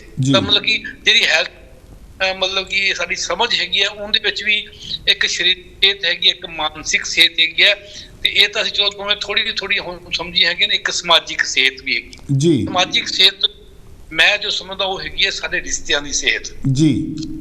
ਸਾਡੇ ਆਪਸ ਵਿੱਚ ਰਿਸ਼ਤੇ ਕਿਹੋ ਜਿਹੇ ਹੈਗੇ। ਮੈਂ ਮਤਲਬ ਕਿ ਇਹਦੇ 'ਚ ਵੀ ਉਹਨਾਂ ਕਹਿ ਲਓ ਵੀ ਤਜਰਬੇ ਮਤਲਬ ਕਿ ਹੋਏ ਨੇ ਹੁਣ ਵੀ ਜਿਹੜਾ ਕੋਈ ਮਰੀਜ਼ ਮਤਲਬ ਕਿ ਦਾਖਲ ਹੁੰਦਾ ਖਾਸ ਤੌਰ ਤੇ ਜੇ ਉਹਨੂੰ ਮਿਲਣ ਵਾਲੇ ਬੰਦੇ ਆਉਂਦੇ ਹੈਗੇ ਕਾਫੀ, ਉਹਦਾ ਹਾਲ ਪੁੱਛਣਾਉਂਦੇ ਆ, ਕੋਈ ਫੁੱਲ ਲੈ ਕੇ ਆ ਰਿਹਾ, ਕੋਈ ਫਰੂਟ ਲੈ ਕੇ ਆ ਰਿਹਾ ਤੇ ਉਹਦੇ ਕੋਲ ਅੱਧਾ ਘੰਟਾ ਬਿਤਾ ਕੇ ਚੱਲ ਜਾਂਦਾ ਹੈਗਾ। ਉਹ ਬੰਦਾ ਜੇ ਉੱਥੇ 15 ਦਿਨ ਉਹਨੇ ਹਸਪਤਾਲ ਰਹਿਣਾ ਸੀਗਾ ਉਹ 10 ਦਿਨਾਂ 'ਚ ਠੀਕ ਹੋ ਜਾਂਦਾ ਹੈਗਾ ਤੇ ਉਹ 10 ਦਿਨਾਂ ਬਾਅਦ ਠੀਕ ਘਰੇ ਚਲਾ ਜਾਂਦਾ ਹੈਗਾ। ਉਵੇਂ ਮਤਲਬ ਕਿ ਇਹ ਹੈਗਾ ਕਿ ਇੱਕ ਤੁਹਾਡੇ ਆਪਾਂ ਸਮਾਜ ਦੇ 'ਚ ਰਿਸ਼ਤੇ ਕਿਹੋ ਜਿਹੇ ਨੇ, ਤੁਹਾਨੂੰ ਤੁਹਾਡਾ ਹਾਲ ਚਾਲ ਪੁੱਛਣ ਵਾਲੇ ਕਿਹੋ ਜਿਹੇ ਨੇ। ਉਵੇਂ ਜੇ ਮੰਨ ਲਓ ਕਿ ਤੁਹਾਡੀ ਇੱਕ ਮਤਲਬ ਕਿ ਹੈਗੀ ਹੈ ਡਾਇਬਟੀਜ਼ ਵਰਗੀ ਜਾਂ ਦਿਲ ਦੇ ਬਿਮਾਰੀਆਂ ਵਰਗੀ ਕੋਈ ਵੀ ਬਿਮਾਰੀ ਹੈਗੀ ਹੈ ਉਹਦੇ ਵਿੱਚ ਵੀ ਤੁਹਾਨੂੰ ਮਤਲਬ ਕਿ ਹਾਲ ਚਾਲ ਪੁੱਛਣ ਵਾਲੇ ਕਿੰਨੇ ਕੁ ਬੰਦੇ ਮਤਲਬ ਕਿ ਆਉਂਦੇ ਹੈਗੇ ਨੇ, ਕਿੰਨੇ ਕੁ ਤੁਹਾਡੇ ਲੋਕੀ ਕਹਿਣ ਦਾ ਮਤਲਬ ਤੁਹਾਡਾ ਫਿਕਰ ਕਿੰਨੇ ਕੁ ਬੰਦਿਆਂ ਨੂੰ ਹੈਗਾ। ਇਹ ਫਿਕਰਮੰਦੀ ਜਿਹੜੀ ਹੈਗੀ ਉਹ ਫਿਕਰਮੰਦੀ ਜਿਹੜੀ ਹੈਗੀ ਹੈ ਉਹ ਮਤਲਬ ਕਿ ਬਹੁਤ ਵਧੀਆ ਪੋਜ਼ਿਟਿਵ ਰਿਸਪੌਂਸ ਮਤਲਬ ਕਿ ਦਿੰਦੀ ਹੈਗੀ ਹੈ ਵੀ ਤੁਹਾਨੂੰ ਲੱਗਦਾ ਹੈਗਾ ਕਿ ਵੀ ਤੁਹਾਨੂੰ ਚਾਹਣ ਵਾਲੇ ਕੋਈ ਹੈਗੇ ਨੇ। ਚਾਹਣ ਗੱਲ ਹੈਗੀ ਹੈ ਨਾ, ਇਹ ਆਪਣੇ ਆਪ ਦੇ ਵਿੱਚ ਇੱਕ ਬਹੁਤ ਮਹੱਤਵਪੂਰਨ ਪੱਖ ਹੈਗਾ ਤੇ ਇਹ ਮਤਲਬ ਕਿ ਸੋਚਣਾ ਚਾਹੀਦਾ ਹੋਲਿਸਟਿਕ ਹੈਲਥ ਦੇ ਵਿੱਚ ਇਹ ਮਤਲਬ ਕਿ ਆਸਪੈਕਟ ਮਤਲਬ ਕਿ ਜਿਹੜਾ ਹੈਗਾ ਜੋੜਨਾ ਚਾਹੀਦਾ ਹੈਗਾ। ਹੋਲਿਸਟਿਕ ਦਾ ਮਤਲਬ ਕੀ ਹੈਗਾ ਕਿ ਮੁਕੰਮਲ ਮਤਲਬ ਕਿ ਸਿਹਤ ਤਾਂ ਹੈਗੀ ਹੈ। ਤੁਸੀਂ ਦਵਾਈ ਲੈ ਰਹੇ ਹੈਗੇ ਹੋ ਕਿਉਂਕਿ ਹੁਣ ਦੇਖੋ ਪਿਛਲੇ ਦਿਨਾਂ ਦੇ ਵਿੱਚ ਖਾਸ ਤੌਰ ਤੇ ਇੰਡੀਆ ਦੇ ਵਿੱਚ ਤੁਸੀਂ ਭਾਵੇਂ ਖਬਰਾਂ ਸੁਣੀਆਂ ਹੋਣੀਆਂ ਨੇ ਕਿ 50-55 ਸਾਲ ਦੀ ਉਮਰ ਦੇ ਉੱਤੇ ਕਈਆਂ ਨੌਜਵਾਨ ਕਹਿ ਲਓ 50-55 ਸਾਲ ਦਾ ਨੌਜਵਾਨ ਹੀ ਹੁੰਦਾ ਤੇ ਉਹ ਉਹਨਾਂ ਦੀ ਮਤਲਬ ਕਿ ਡੈਥ ਹੋਈ ਹੈ। ਇੱਕ ਤਾਂ ਜਿਮ ਦੇ ਵਿੱਚ ਡੈਥ ਹੋਈ ਹੈਗੀ ਹੈ, ਇੱਕ ਬੰਦਾ ਸੈਲੀਬ੍ਰਿਟੀ ਹੈਗਾ ਮਤਲਬ ਐਕਟਰ ਹੈਗਾ ਉਹਦੀ ਡੈਥ ਹੋਈ ਹੈਗੀ ਹੈ ਜੀ। ਮੇਰੇ ਮਤਲਬ ਕਿ ਦਿਮਾਗ ਵਿੱਚ ਇਹ ਗੱਲ ਮਤਲਬ ਕਿ ਆਈ ਕਿ ਇਹ ਬੰਦੇ ਨੇ ਤਾਂ ਮਤਲਬ ਡਾਈਟ ਕੌਨਸ਼ੀਅਸ ਵੀ ਹੋਊਗਾ। ਜਿਹੜਾ ਬੰਦਾ ਜਿਮ ਦੇ ਵਿੱਚ ਖੜਾ ਹੈਗਾ, ਜਿਮ ਵੀ ਜਾਂਦਾ ਹੈਗਾ, ਆਪਣੀ ਸਿਹਤ ਦੇ ਪ੍ਰਤੀ ਬੜਾ ਸੁਚੇਤ ਹੈਗਾ, ਫਿਰ ਉਹਦੀ ਡੈਥ ਕਿਉਂ ਹੋ ਰਹੀ ਹੈ ਜੀ? ਤਾਂ ਉਹਨੇ ਹੁਣ ਕਾਰਨਾਂ ਦੇ ਮਤਲਬ ਕਿ ਉੱਤੇ ਮਤਲਬ ਕਿ ਗੱਲਬਾਤ ਜੀ ਸ਼ੁਰੂ ਹੋਈ ਹੈ। ਹੁਣ ਕਈ ਇਹਨੂੰ ਕਰੋਨਾ ਦੇ ਵੈਕਸੀਨੇਸ਼ਨ ਨਾਲ ਵੀ ਜੋੜ ਰਹੇ ਹੈਗੇ ਨੇ। ਪਰ ਦੂਜੀ ਗੱਲ ਜੇ ਇਹਨਾਂ ਤੁਸੀਂ ਜ਼ਿੰਦਗੀ ਝਾਕ ਕੇ ਦੇਖੋ ਤਾਂ ਇਹ ਜਿਹੜੇ ਮਤਲਬ ਕਿ ਹੈਗੇ ਨੇ ਇਸ ਮਤਲਬ ਕੈਟਾਗਰੀ ਦੇ ਜਿਹੜੇ ਲੋਕ ਹੈਗੇ ਨੇ, ਇੱਕ ਜਿਹੜੀ ਸਾਡੇ ਵਿੱਚ ਰੈਟ ਰੇਸ ਹੈਗੀ ਹੈ, ਜਿਹੜਾ ਅੱਗੇ ਨਿਕਲਣ ਦੀ ਭਾਵਨਾ ਹੈਗੀ ਹੈ। ਅੱਗੇ ਨਿਕਲਣਾ ਚਲੋ ਵਧੀਆ ਗੱਲ ਹੈਗੀ ਹੈ ਪਰ ਕਿਸੇ ਨੂੰ ਥੱਲੇ ਮਤਲਬ ਕਿ ਕੁਚਲ ਕੇ ਪਿੱਛੇ ਤੱਕ ਕੇ ਆਪ ਅੱਗੇ ਨਿਕਲਣ ਜਿਹੜੀ ਵੱਡੀ ਭਾਵਨਾ ਹੈਗੀ ਹੈ, ਰਾਤੋਂ ਰਾਤ ਅਮੀਰ ਹੋਣ ਦੀ ਜਿਹੜੀ ਭਾਵਨਾ ਹੈਗੀ ਹੈ, ਇਹ ਵੀ ਜਿਹੜਾ ਤੁਹਾਡੇ ਮਤਲਬ ਕਿ ਚਾਹੇ ਤੁਸੀਂ ਫਿਜ਼ੀਕਲੀ ਜਿੰਨੇ ਮਰਜ਼ੀ ਸਟਰੋਂਗ ਹੋਵੋ ਤੇ ਜਿਹੜੀ ਮਨ ਦੀ ਪਰੇਸ਼ਾਨੀ ਹੈਗੀ ਹੈ ਤੇ ਮਤਲਬ ਜਿਹੜੀ ਆਪਣੇ ਰੈਟ ਰੇਸ ਹੈਗੀ ਹੈ ਇਹਦੇ ਪਿੱਛੇ ਵੀ ਜਿਹੜਾ ਹੈਗਾ ਨਾ ਥੋੜਾ ਜਿਹਾ ਸਾਨੂੰ ਸੁਚੇਤ ਹੋ ਕੇ ਸਾਨੂੰ ਪਤਾ ਲੱਗਣਾ ਚਾਹੀਦਾ। ਦੇਖੋ ਅਸੀਂ ਕਹਿੰਦੇ ਕਿ ਇੱਕ ਸ਼ਬਦ ਇਸਤੇਮਾਲ ਕਰਦਾ, ਮੈਨੂੰ ਇਸ ਸ਼ਬਦ ਤੋਂ ਬੜੀ ਵੈਸੇ ਚਿੜ ਹੈਗੀ ਹੈ ਵੀ ਡੈਡਲਾਈਨ ਆਪਾਂ ਕਹਿੰਦੇ ਆ, ਇਹ ਸਾਨੂੰ ਡੈਡਲਾਈਨ ਮਿਲੀ ਹੋਈ, ਇਹ ਕੰਮ ਅਸੀਂ ਕੰਮ ਕਰਨਾ ਹੈਗਾ, ਅਸੀਂ ਇਹਨੂੰ ਮਤਲਬ ਕਿ ਵਕਤ ਸਿਰ ਕੰਮ ਕਰਨ ਨੂੰ ਅਸੀਂ ਡੈਡਲਾਈਨ ਬਣਾਤਾ। ਡੈਡਲਾਈਨ ਦਾ ਮਤਲਬ ਕਿ ਮਰਨ ਦੀ ਹੱਦ ਤੱਕ ਵੀ ਤੁਸੀਂ ਕੰਮ ਕੇਵਲ ਕਰਨਾ ਹੈਗਾ। ਜੇ ਤੁਸੀਂ ਮਰਨ ਦੀ ਹੱਦ ਤੱਕ ਤੁਸੀਂ ਸੋਚ ਲਿਆ ਕਿ ਮੈਂ ਮਰ ਜਾਵਾਂਗਾ ਪਰ ਇਹ ਕੰਮ ਕਰਕੇ ਹਟੂੰਗਾ, ਇਹ ਕੰਮ ਕਰੋਗੇ, ਕੰਮ ਪੂਰਾ ਹੋ ਗਿਆ ਤੇ ਤੁਸੀਂ ਰਹੇ ਹੀ ਨਹੀਂ, ਤੇ ਫਿਰ ਉਸ ਕੰਮ ਦਾ ਕੀ ਫਾਇਦਾ ਹੈ ਨਾ। ਤਾਂ ਕਹਿਣ ਹੈਗਾ ਵੀ ਇਹ ਸਾਰੇ ਵੀ ਆਸਪੈਕਟ ਜਿਹੜੇ ਸੈਲਫ ਕੇਅਰ ਦੇ ਵਿੱਚ ਮਤਲਬ ਕਿ ਸਾਨੂੰ ਨਾਲ ਜੋੜ ਕੇ ਆਪਣੀ ਸੈਲਫ ਕੇਅਰ ਦਾ ਜਿਹੜਾ ਹੈ ਉਹ ਕਨਸੈਪਟ ਅੰਡਰਸਟੈਂਡ ਕਰਨਾ ਚਾਹੀਦਾ ਹੈਗਾ ਜੀ। ਹਾਂਜੀ ਬਿਲਕੁਲ ਬਿਲਕੁਲ ਡਾਕਟਰ ਸਾਹਿਬ, ਮੈਂ ਅਸਲ 'ਚ ਵਧੀਆ ਕੀਤਾ ਤੁਸੀਂ ਇਹ ਜਿਹੜਾ ਹੋਲਿਸਟਿਕ ਜਿਹੜਾ ਸਿਹਤ ਦਾ ਕਨਸੈਪਟ ਹੈਗਾ ਤੁਸੀਂ ਕਲੀਅਰ ਕਰ ਦਿੱਤਾ। ਮੈਂ ਇਹਦੇ ਵੱਲ ਆਉਣ ਵਾਲਾ ਹੀ ਸੀਗਾ। ਇੱਕ ਜਿਹੜਾ ਤੁਹਾਡਾ ਲੇਖ ਹੈਗਾ ਮੇਰੀ ਸਿਹਤ ਚੋਰੀ ਹੋ ਗਈ, ਉਹਦੇ ਵਿੱਚ ਤੁਸੀਂ ਜਿਹੜੇ ਜਰਮਨ ਦੇ ਸ਼ਾਇਦ ਉਹ ਡਾਕਟਰ ਹੈਗੇ ਆ, ਡਾਕਟਰ ਰੋਡਾਲਫ ਦਾ ਜ਼ਿਕਰ ਕਰਦੇ ਆ ਕਿ ਜਿਹਦੇ ਤੁਸੀਂ ਸਮਾਜ ਦੇ ਨਾਲ ਵੀ, ਸਮਾਜ ਦੀ ਸਿਹਤ ਵੀ ਜਿਹੜੀ ਹੈਗੀ ਆ ਉਹ ਤੁਹਾਡੀ ਸਿਹਤ 'ਤੇ ਬਹੁਤ ਅਸਰ ਅੰਦਾਜ਼ ਹੁੰਦੀ ਆ। ਮੈਂ ਚਾਹੁੰਦਾ ਕਿ ਸਾਡੇ ਦਰਸ਼ਕਾਂ ਨੂੰ ਥੋੜ੍ਹਾ ਜਿਹਾ ਉਹਦੇ ਬਾਰੇ ਵੀ ਤੁਸੀਂ ਦੱਸੋ ਕਿ ਜਿਹੜੇ ਡਾਕਟਰ ਰੋਡਾਲਫ ਹੈਗੇ ਆ ਉਹਨਾਂ ਦਾ ਕੀ ਵਿਊ ਹੈਗਾ ਆ, ਤੁਸੀਂ ਕਿੱਦਾਂ ਉਸ ਗੱਲ ਨੂੰ ਸੋਚਦੇ ਆ, ਔਰ ਜਿਹੜੀ ਸਮਾਜ ਦੀ ਸਿਹਤ ਹੈਗੀ ਆ ਉਹਦਾ ਥੋੜ੍ਹਾ ਬਹੁਤਾ ਤੁਸੀਂ ਜ਼ਿਕਰ ਕਰ ਹੀ ਦਿੱਤਾ। ਹਾਂਜੀ ਹਾਂਜੀ, ਇਹ ਉਹ ਜਿਹੜਾ ਮਤਲਬ ਕਿ ਰੋਡਾਲਫ ਮਤਲਬ ਕਿ ਉਹਨਾਂ ਨੇ ਮਤਲਬ ਕਿ ਪਹਿਲੀ ਵਾਰੀ ਸੋਸ਼ਲ ਮੈਡੀਸਨ ਦਾ ਆਸਪੈਕਟ ਸਾਡੇ ਸਾਹਮਣੇ ਰੱਖਿਆ ਜੀ। ਵੈਸੇ ਤਾਂ ਉਹ ਪੈਥੋਲੋਜਿਸਟ ਸੀਗੇ। ਪੈਥੋਲੋਜਿਸਟ ਦਾ ਮਤਲਬ ਹੁੰਦਾ ਕਿ ਜਿਹੜੇ ਆਪਾਂ ਟੈਸਟ ਟੂਸਟ ਕਰਵਾਉਂਦੇ ਆ, ਮਤਲਬ ਕਿ ਬਿਮਾਰ ਹੋਣ ਤੇ ਖੂਨ ਟੈਸਟ ਕਰਾ ਲਿਆ ਜਾਂ ਦਾ ਮਤਲਬ ਕਿ ਆਪਣੇ ਫੀਸ ਲੈ ਕੇ ਟੈਸਟ ਟੂਸਟ ਕਰਦੇ ਹੋ, ਪੈਥੋਲੋਜਿਸਟ ਕਰਦੇ ਹੈਗੇ ਹੈ ਨਾ। ਉਹ ਪੈਥੋਲੋਜਿਸਟ ਸੀਗਾ। ਉਹਨਾਂ ਦਿਨਾਂ ਦੇ ਵਿੱਚ ਇੱਕ ਟਾਈਫਸ ਦੀ ਬਿਮਾਰੀ ਹੋਈ, ਜਿਨ੍ਹਾਂ ਦਿਨਾਂ 'ਚ ਉਹਨਾਂ ਨੇ ਉਸ ਵਕਤ ਉਸ ਟਾਈਫਸ ਦੇ ਐਪੀਡੈਮਿਕ ਹੋਈ, ਜਿਵੇਂ ਆਪਾਂ ਕਰੋਨਾ ਦੀ ਗੱਲ ਕਰਦੇ ਹਾਂ ਵੀ ਕਰੋਨਾ ਐਪੀਡੈਮਿਕ ਦੀ ਗੱਲ ਹੈਗੀ ਹੈ ਜੀ। ਉਸ ਤਰੀਕੇ ਦਾ ਇੱਕ ਉੱਥੇ ਟਾਈਪ ਮਤਲਬ ਕੀ ਸੀਗਾ, ਤੇ ਉਹਨੇ ਮਤਲਬ ਕਿ ਅਲਟੀਮੇਟਲੀ ਜਦੋਂ ਸਾਰੇ ਡੈਡੇ ਹੋ ਗਏ, ਉਹ ਕੰਟਰੋਲ ਹੋ ਗਿਆ ਤੇ ਸਾਡੇ ਕੋਲ ਜਿੰਨੀਆਂ ਟੋਟਲ ਡੈਥਸ ਹੋਈਆਂ ਨੇ, ਤਾਂ ਉਹਨੇ ਦੇਖਿਆ ਕਿ ਜਿਹੜੇ ਲੋਕ ਮਰੇ ਹੈਗੇ ਨੇ ਉਸ ਬਿਮਾਰੀ ਨਾਲ, ਉਹ ਬਿਮਾਰੀ ਦੇ ਬੈਕਟੀਰੀਆ ਨਾਲ ਨਹੀਂ ਮਰੇ, ਉਹਨਾਂ ਨਾਲ ਕੁਝ ਬੰਦੇ ਘੱਟ ਮਰੇ ਨੇ। ਅਸਲੀ ਮਰਨ ਦਾ ਕਾਰਨ ਉਹਨਾਂ ਦਾ ਮਤਲਬ ਖਾਣ ਪੀਣ, ਉਹਨਾਂ ਦਾ ਰਹਿਣ ਸਹਿਣ, ਉਹਨਾਂ ਦਾ ਮਤਲਬ ਕਿ ਜਿਹੜਾ ਹੈਗਾ ਸਟੈਂਡਰਡ ਆਫ ਲਿਵਿੰਗ ਜਿਹੜਾ ਹੈਗਾ, ਮਤਲਬ ਕਿ ਉਹ ਵਧੀਆ ਮਤਲਬ ਕਿ ਉਹਨਾਂ ਨੂੰ ਖਾਣ ਨੂੰ ਨਹੀਂ ਮਿਲ ਰਿਹਾ। ਉਹਨਾਂ ਦੀ ਮਤਲਬ ਕਿ ਜਿਹੜੀ ਘਰ ਨੇ ਉਹ ਬੜੇ ਮਾੜੇ ਘਰ ਹੈਗੇ ਨੇ, ਜਿੱਥੇ ਉਹਨਾਂ ਤੇ ਮਤਲਬ ਕਿ ਕਹਿ ਲਓ ਵੀ ਕੱਚੇ ਘਰ ਜਾਂ ਹਨੇਰੇ ਵੱਲ ਜੀ ਆਪਾਂ ਕਹਿ ਲਓ ਜਿਹੜੀਆਂ ਸਾਡੀਆਂ ਮਤਲਬ ਕਿ ਝੋਪੜ ਪੱਟੀ ਹੁੰਦੀ ਹੈ, ਉਸ ਤਰ੍ਹਾਂ ਦੀ ਮਤਲਬ ਕਿ ਉਹ ਲੋਕ ਵੱਧ ਮਰੇ ਹੈਗੇ ਨੇ। ਤਾਂ ਉਹਨੇ ਕਿਹਾ ਕਿ ਇਹਦਾ ਮਤਲਬ ਇਹ ਹੈਗਾ ਵੀ ਬਿਮਾਰੀ ਤੋਂ ਉਹ ਲੋਕ ਬਚ ਕੇ, ਮਤਲਬ ਕਿ ਜਿਹੜੇ ਥੋੜੇ ਜਿਹੇ ਮਤਲਬ ਕਿ ਚੰਗੇ ਖਾਂਦੇ ਪੀਂਦੇ ਸੀਗੇ, ਜਿਨ੍ਹਾਂ ਦੇ ਵਿੱਚ ਨਿਊਟ੍ਰੀਸ਼ਨ ਦੀ ਘਾਟ ਨਹੀਂ ਸੀਗੀ। ਤੇ ਬਾਅਦ ਦੇ ਵਿੱਚ ਇਨਫੈਕਟ ਮਤਲਬ ਕਿ ਸਾਡੀ ਜਿਹੜੀ ਟੀਬੀ ਦੀ ਬਿਮਾਰੀ ਹੈਗੀ ਹੈ, ਉਹਦੇ ਬਾਰੇ ਵੀ ਮਤਲਬ ਕਿ ਇਹ ਗੱਲ ਸਾਹਮਣੇ ਆਈ। ਤੁਸੀਂ ਗੱਲ ਕੀਤੀ ਦਵਾਈ ਹਾਰ, ਉਹ ਦਵਾਈਆਂ ਨੂੰ ਹਾਰ ਦਾ ਕਿਤਾਬ ਦਾ ਮਤਲਬ ਕਿ ਕਨਸੈਪਟ ਹੀ ਮੈਨੂੰ ਉਹ ਟਿਊਬਰਕਲੋਸਿਸ ਤੋਂ ਆਇਆ ਸੀਗਾ। ਟਿਊਬਰਕਲੋਸਿਸ ਜਦੋਂ ਮੈਂ ਮਤਲਬ ਕਿ ਪੜ੍ਹਦਾ ਸੀਗਾ ਤਾਂ ਮੈਂ ਇਹ ਪੜ੍ਹਿਆ ਕਿ ਵੀ ਸਾਡੇ ਹਿੰਦੁਸਤਾਨ ਦੇ ਵਿੱਚ ਜਦੋਂ 1947 ਦੇ ਵਿੱਚ ਸਾਡਾ ਦੇਸ਼ ਆਜ਼ਾਦ ਹੋਇਆ, ਉਸ ਵਕਤ ਟਿਊਬਰਕਲੋਸਿਸ ਦੇ ਬਾਰੇ ਦੋ ਗੱਲਾਂ ਹੁੰਦੀਆਂ ਨੇ, ਇੱਕ ਡਿਜ਼ੀਜ਼ ਵੱਖਰੀ ਹੁੰਦੀ ਹੈ, ਇਨਫੈਕਸ਼ਨ ਵੱਖਰੀ ਚੀਜ਼ ਹੁੰਦੀ ਹੈ ਜੀ। ਇਨਫੈਕਸ਼ਨ ਦਾ ਮਤਲਬ ਹੈ ਕਿ ਅੰਦਰ ਬੈਕਟੀਰੀਆ ਚਲਾ ਗਿਆ ਹੈਗਾ ਜੀ, ਤੇ ਡਿਜ਼ੀਜ਼ ਦਾ ਮਤਲਬ ਕਿ ਹੁਣ ਉਹ ਫੁੱਲ ਫਲੈਜ ਬਿਮਾਰੀ ਬਣ ਗਈ ਹੈ ਹਾਂਜੀ, ਹੈ ਨਾ। ਤੇ ਅਸੀਂ ਮੈਂ ਉਹ ਪੜ੍ਹਿਆ ਵੀ 40% ਲੋਕਾਂ ਨੂੰ ਇਨਫੈਕਸ਼ਨ ਸੀਗੀ। ਕਹਿੰਦਾ ਮਤਲਬ ਉਹਨਾਂ ਨੇ 40% ਲੋਕਾਂ ਦਾ ਟੈਸਟ ਕੀਤਾ ਤਾਂ 40% ਲੋਕਾਂ ਦੇ ਖੂਨ ਦੇ ਵਿੱਚ ਟੀਬੀ ਦਾ ਬੈਕਟੀਰੀਆ ਜਾ ਚੁੱਕਾ ਸੀਗਾ ਜੀ। ਇਹ 1947 ਦੀ ਗੱਲ ਹੈ, ਪਰ ਜਦੋਂ ਮੈਂ ਪੜ੍ਹ ਰਿਹਾ ਸੀਗਾ 1980 ਦੇ ਵਿੱਚ ਆ ਕੇ ਇਹ ਲੱਗਿਆ ਵੀ 40 ਸਾਲ ਬਾਅਦ ਤਕਰੀਬਨ ਵੀ ਅਸੀਂ 40 ਸਾਲ ਬਾਅਦ ਵੀ ਜੋ ਸਥਿਤੀ ਸਾਡੀ 47 ਵਿੱਚ ਸੀਗੀ ਉਹੀ ਸਾਡੀ ਜਿਹੜੀ ਸੀਗੀ ਉਹ 1900 ਤੇ ਮਤਲਬ ਕਿ ਆ ਕੇ 80 ਦੇ ਵਿੱਚ ਬੰਦੀ ਹੈਗੀ ਹੈ, ਕੋਈ ਪਈ ਹੋਈ, ਯਾਨੀ ਕਹਿੰਦਾ ਕੋਈ ਮਤਲਬ ਕਿ ਉਹਦੇ ਉੱਤੇ ਕੋਈ ਇੰਪਰੂਵਮੈਂਟ ਨਹੀਂ ਕੀਤੀ। ਦੂਜੇ ਪਾਸੇ ਦੂਜੇ ਇਫੈਕਟ ਇਹ ਲੱਗਿਆ ਕਿ ਯੂਰਪ ਦੇ ਵਿੱਚ ਜਦੋਂ ਇੰਡਸਟਰੀਅਲ ਰੈਵੋਲੂਸ਼ਨ ਹੋਈ ਤੇ ਜਦੋਂ ਮਤਲਬ ਕਿ ਲੋਕਾਂ ਦਾ ਸਟੈਂਡਰਡ ਆਫ ਲਿਵਿੰਗ ਥੋੜਾ ਵਧੀਆ ਹੋਇਆ ਤੇ ਇਹ ਜਿਹੜੀ ਟਿਊਬਰਕਲੋਸਿਸ ਹੈਗੀ ਹੈ ਇਹ ਦਵਾਈਆਂ ਤੋਂ ਬਗੈਰ ਹੀ ਠੀਕ ਹੋ ਗਈ।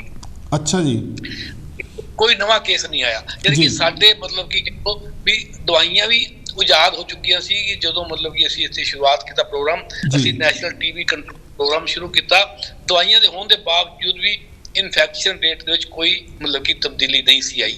ਇੱਕ ਨਾਲ ਹੋਰ ਆਸਪੈਕਟ ਦਾ ਜੇ ਤੁਸੀਂ ਦੇਖੋ, ਜਿਹੜੇ ਪੁਰਾਣੇ ਸਮੇਂ ਦੇ ਵਿੱਚ ਮਤਲਬ ਕਿ ਜਦੋਂ ਟੀਬੀ ਹੁੰਦੀ ਸੀਗੀ ਯੂਰਪ ਦੇ ਵਿੱਚ ਵੀ ਆਪਾਂ ਗਈਏ, ਉਦੋਂ ਇੱਕ ਸੈਨੀਟੋਰੀਆ ਬਣਾਏ ਜਾਂਦੇ ਸੀਗੇ। ਸੈਨੀਟੋਰੀਆ ਦੇ ਵਿੱਚ ਜਿਹਨੂੰ ਟੀਬੀ ਹੁੰਦੀ ਸੀ ਉਹਨੂੰ ਦਾਖਲ ਕਰਦੇ ਸੀਗੇ। ਸੈਨੀਟੋਰੀਆ ਵਿੱਚ ਹੁੰਦਾ ਕੀ ਸੀਗਾ, ਉਹ ਇੱਕ ਕਿਸੇ ਦੂਰ ਮਤਲਬ ਕਿ ਪਹਾੜੀ ਜੀ ਤੇ ਜਾਂ ਸੈਮੀ ਮਤਲਬ ਕਿ ਜਿਹੜਾ ਹਿੱਲੀ ਸਟੇਸ਼ਨ ਤੇ ਬੰਦੇ ਸੀਗੇ ਤੇ ਕਿਸੇ ਸ਼ਹਿਰ ਤੋਂ ਦੂਰ ਹੁੰਦੇ ਸੀਗੇ, ਯਾਨੀ ਕਿ ਖੁੱਲੀ ਹਵਾ, ਵਧੀਆ ਫਰੈਸ਼ ਏਅਰ ਹੁੰਦੀ ਸੀਗੀ, ਉਹਨਾਂ ਨੂੰ ਖਾਣ ਨੂੰ ਵਧੀਆ ਮਿਲਦਾ ਸੀਗਾ, ਯਾਨੀ ਕਿ ਕੰਮ ਕੁਮ ਨਹੀਂ ਸੀ ਰੈਸਟ ਕਰਦੇ ਸੀਗੇ ਜਿੰਨਾ ਦੇਰ ਬਿਮਾਰ ਹੁੰਦੇ ਸੀਗੇ। ਤਾਂ ਫਿਰ ਇਹ ਕਨਸੈਪਟ ਆਇਆ ਕਿ ਵਧੀਆ ਖੁਰਾਕ ਤੇ ਕੰਮ ਠੀਕ ਠਾਕ, ਕੰਮ ਬਹੁਤਾ ਮਤਲਬ ਕਿ ਵੱਧ ਘੰਟਿਆਂ ਵਾਲਾ ਕੰਮ ਨਹੀਂ, ਤੇ ਤੁਹਾਡੀ ਮਤਲਬ ਜਿਹੜੀ ਹੈਗੀ ਹੈ ਰਹਿਣ ਸਹਿਣ, ਤੁਹਾਡਾ ਮਤਲਬ ਕਿ ਘਰ ਦੀ ਕੰਡੀਸ਼ਨ ਫਰੈਸ਼ ਏਅਰ ਹੋਵੇ, ਇਹਨਾਂ ਦੇ ਨਾਲ ਟੀਬੀ ਠੀਕ ਹੋ ਜਾਂਦੀ ਹੈਗੀ ਹੈ ਜੀ। ਤੇ ਇਸ ਕਰਕੇ ਇਸ ਨੂੰ ਪਹਿਲੀ ਵਾਰੀ ਸੋਸ਼ਲ ਡਿਜ਼ੀਜ਼ ਕਿਹਾ ਗਿਆ। ਅੱਛਾ ਜੀ। ਜਿਹੜੀ ਗੱਲ ਹਾਂਜੀ ਜਿਹੜੀ ਉਹਨੇ ਪਹਿਲਾਂ ਗੱਲ ਕੀਤੀ ਸੀ ਕਿ ਜਿਹੜੇ ਮਤਲਬ ਕਿ ਹਰਬਰਟ ਨੇ, ਉਹ ਸੀਗੀ ਸੋਸ਼ਲ ਮੈਡੀਸਨ ਦੀ। ਇਹਨਾਂ ਨੇ ਕਿਹਾ ਕਿ ਟੀਬੀ ਇਹ ਜਿਹੜੀ ਸੋਸ਼ਲ ਡਿਜ਼ੀਜ਼ ਹੈ, ਯਾਨੀ ਕਹਿਣ ਦਾ ਮਤਲਬ ਦਵਾਈਆਂ ਤੋਂ ਇਲਾਵਾ ਵੀ ਇਹ ਠੀਕ ਹੋ ਸਕਦੀ ਹੈਗੀ ਹੈ। ਤੇ ਕਹਿਣ ਦਾ ਮਤਲਬ ਖੁਰਾਕ ਜਿਹੜੀ ਹੈਗੀ ਹੈ ਉਹ ਇੱਕ ਬਹੁਤ ਮਹੱਤਵਪੂਰਨ ਆਸਪੈਕਟ ਹੈਗਾ। ਤੇ ਇੱਕ ਵਧੀਆ ਘਰ ਹੋਣਾ, ਰਹਿਣਾ ਹਵਾਦਾਰ ਘਰ ਹੋਵੇ ਤੇ ਵਧੀਆ ਖੁਰਾਕ ਹੋਵੇ, ਕਿਸੇ ਨੂੰ ਟੀਬੀ ਨਹੀਂ ਹੋ ਸਕਦੀ ਜੀ। ਇਹ ਆਧਾਰ ਬਣਿਆ ਵੀ ਉਸ ਕਿਤਾਬ ਦਾ, ਵੀ ਦਵਾਈਆਂ ਨੂੰ ਹਾਰ, ਯਾਨੀ ਕਿ ਦਵਾਈਆਂ ਅਲਟੀਮੇਟ ਨੂੰ ਥੋੜਾ ਜਿਹਾ ਰਾਹਤ ਪਹੁੰਚਾ ਸਕਦੀਆਂ ਨੇ, ਪਰ ਅਲਟੀਮੇਟਲੀ ਜੇ ਅਸੀਂ ਜ਼ਿੰਦਗੀ ਦੇ ਵਿੱਚੋਂ ਬਿਮਾਰੀਆਂ ਖਤਮ ਕਰਨੀਆਂ ਨੇ ਤੇ ਸਾਨੂੰ ਸੋਸ਼ਲ ਆਸਪੈਕਟ ਜਿਹੜਾ ਹੈਗਾ, ਜਿਹੜਾ ਮਤਲਬ ਕਿ ਸਮਾਜ ਦੇ ਵਿੱਚ ਜਿਹੜੇ ਹੈਗੇ ਨੇ ਵਰਤਾਰੇ, ਉਹਨਾਂ ਨੂੰ ਮਤਲਬ ਕਿ ਜਾ ਕੇ ਦੇਖਣਾ ਪਊਗਾ। ਤੇ ਜਿਹੜਾ ਤੁਸੀਂ ਜ਼ਿਕਰ ਕਰ ਰਹੇ ਹੋ ਵੀ ਮੇਰੀ ਸਿਹਤ ਚੋਰੀ ਹੋ ਗਈ ਹੈ, ਉਹਦੇ 'ਚ ਮੈਂ ਇੱਕ ਉਦਾਹਰਨ ਦਿੱਤਾ ਮੇਰੇ ਅਧਿਆਪਕ ਦਾ। ਉਹ ਕਹਿੰਦਾ ਵੀ ਜਦੋਂ ਕੋਈ ਮਰੀਜ਼ ਆਉਂਦਾ ਹੈਗਾ ਤੇ ਉਹ ਤੁਹਾਨੂੰ ਇੱਕ ਤਰ੍ਹਾਂ FIR ਤੁਹਾਡੀ ਲਿਖਾ ਰਿਹਾ ਹੈਗਾ, ਉਹ ਜਿਹੜੀ ਫਸਟ ਇਨਫੋਰਮੇਸ਼ਨ ਰਿਪੋਰਟ, ਜਿਹੜਾ ਕਹਿੰਦਾ ਕਿ ਮੈਂ ਬਿਮਾਰ ਹਾਂ, ਇਹਦਾ ਮਤਲਬ ਮੇਰੀ ਸਿਹਤ ਚੋਰੀ ਹੋ ਗਈ ਹੈ। ਤੇ ਤੁਸੀਂ ਉਹ ਚੋਰੀ ਹੈਗੀ ਹੈ ਉਹ ਕਿਵੇਂ ਹੋਈ ਹੈ, ਵੀ ਆਪਾਂ ਕਹਿੰਦੇ ਜਿਵੇਂ ਅਸੀਂ ਪੁਲਿਸ ਦਾ ਬੰਦਾ ਭੇਜਦੇ ਹਾਂ, ਉਹ ਘਰ ਤੇ ਜਾ ਕੇ ਦੇਖਦਾ ਹੈਗਾ, ਤੇ ਦੇਖਦਾ ਲੋਕੇਸ਼ਨ ਦੇਖਦਾ ਹੈਗਾ, ਚੋਰੀ ਕਰਨ ਦਾ ਢੰਗ ਦੇਖਦਾ ਹੈਗਾ, ਤੇ ਫਿਰ ਉਹ ਚੋਰ ਫੜਨ ਵਾਲੇ ਪਾਸੇ ਜਾਂਦੇ ਹੈਗੇ ਨੇ। ਇਸੇ ਤਰੀਕੇ ਨਾਲ ਡਾਕਟਰ ਨੂੰ ਵੀ ਆਪਣਾ ਕਲੀਨਿਕ ਛੱਡ ਕੇ ਉਸ ਥਾਂ ਤੇ ਜਾਣਾ ਚਾਹੀਦਾ ਹੈਗਾ ਵੀ ਜਿੱਥੋਂ ਮੁੰਡਾ ਆਇਆ ਹੈਗਾ ਬਿਮਾਰ ਹੋ ਕੇ, ਉਹ ਕਿਹੋ ਜਿਹੀ ਕੰਡੀਸ਼ਨ ਜਿੱਥੇ ਉਹ ਰਹਿ ਰਿਹਾ ਹੈਗਾ, ਜਿੱਥੇ ਉਹ ਮਤਲਬ ਕੀ ਹੁੰਦਾ ਆਲਾ ਦੁਆਲਾ ਕਿਹੋ ਜਿਹਾ ਹੈਗਾ, ਆਲੇ ਦੁਆਲੇ ਪਾਣੀ ਖੜਦਾ ਹੈਗਾ, ਮੱਛਰ ਹੈਗੇ ਨੇ, ਘਰ ਦਾ ਕਮਰਾ 6x6 ਦਾ ਹੈਗਾ, ਉਹਦੇ 'ਚ ਰਾਤ ਨੂੰ 4 ਬੰਦੇ 4-6 ਮਤਲਬ ਕਿ ਇੱਕ ਜੀ ਸੁਣਦੇ ਨੇ।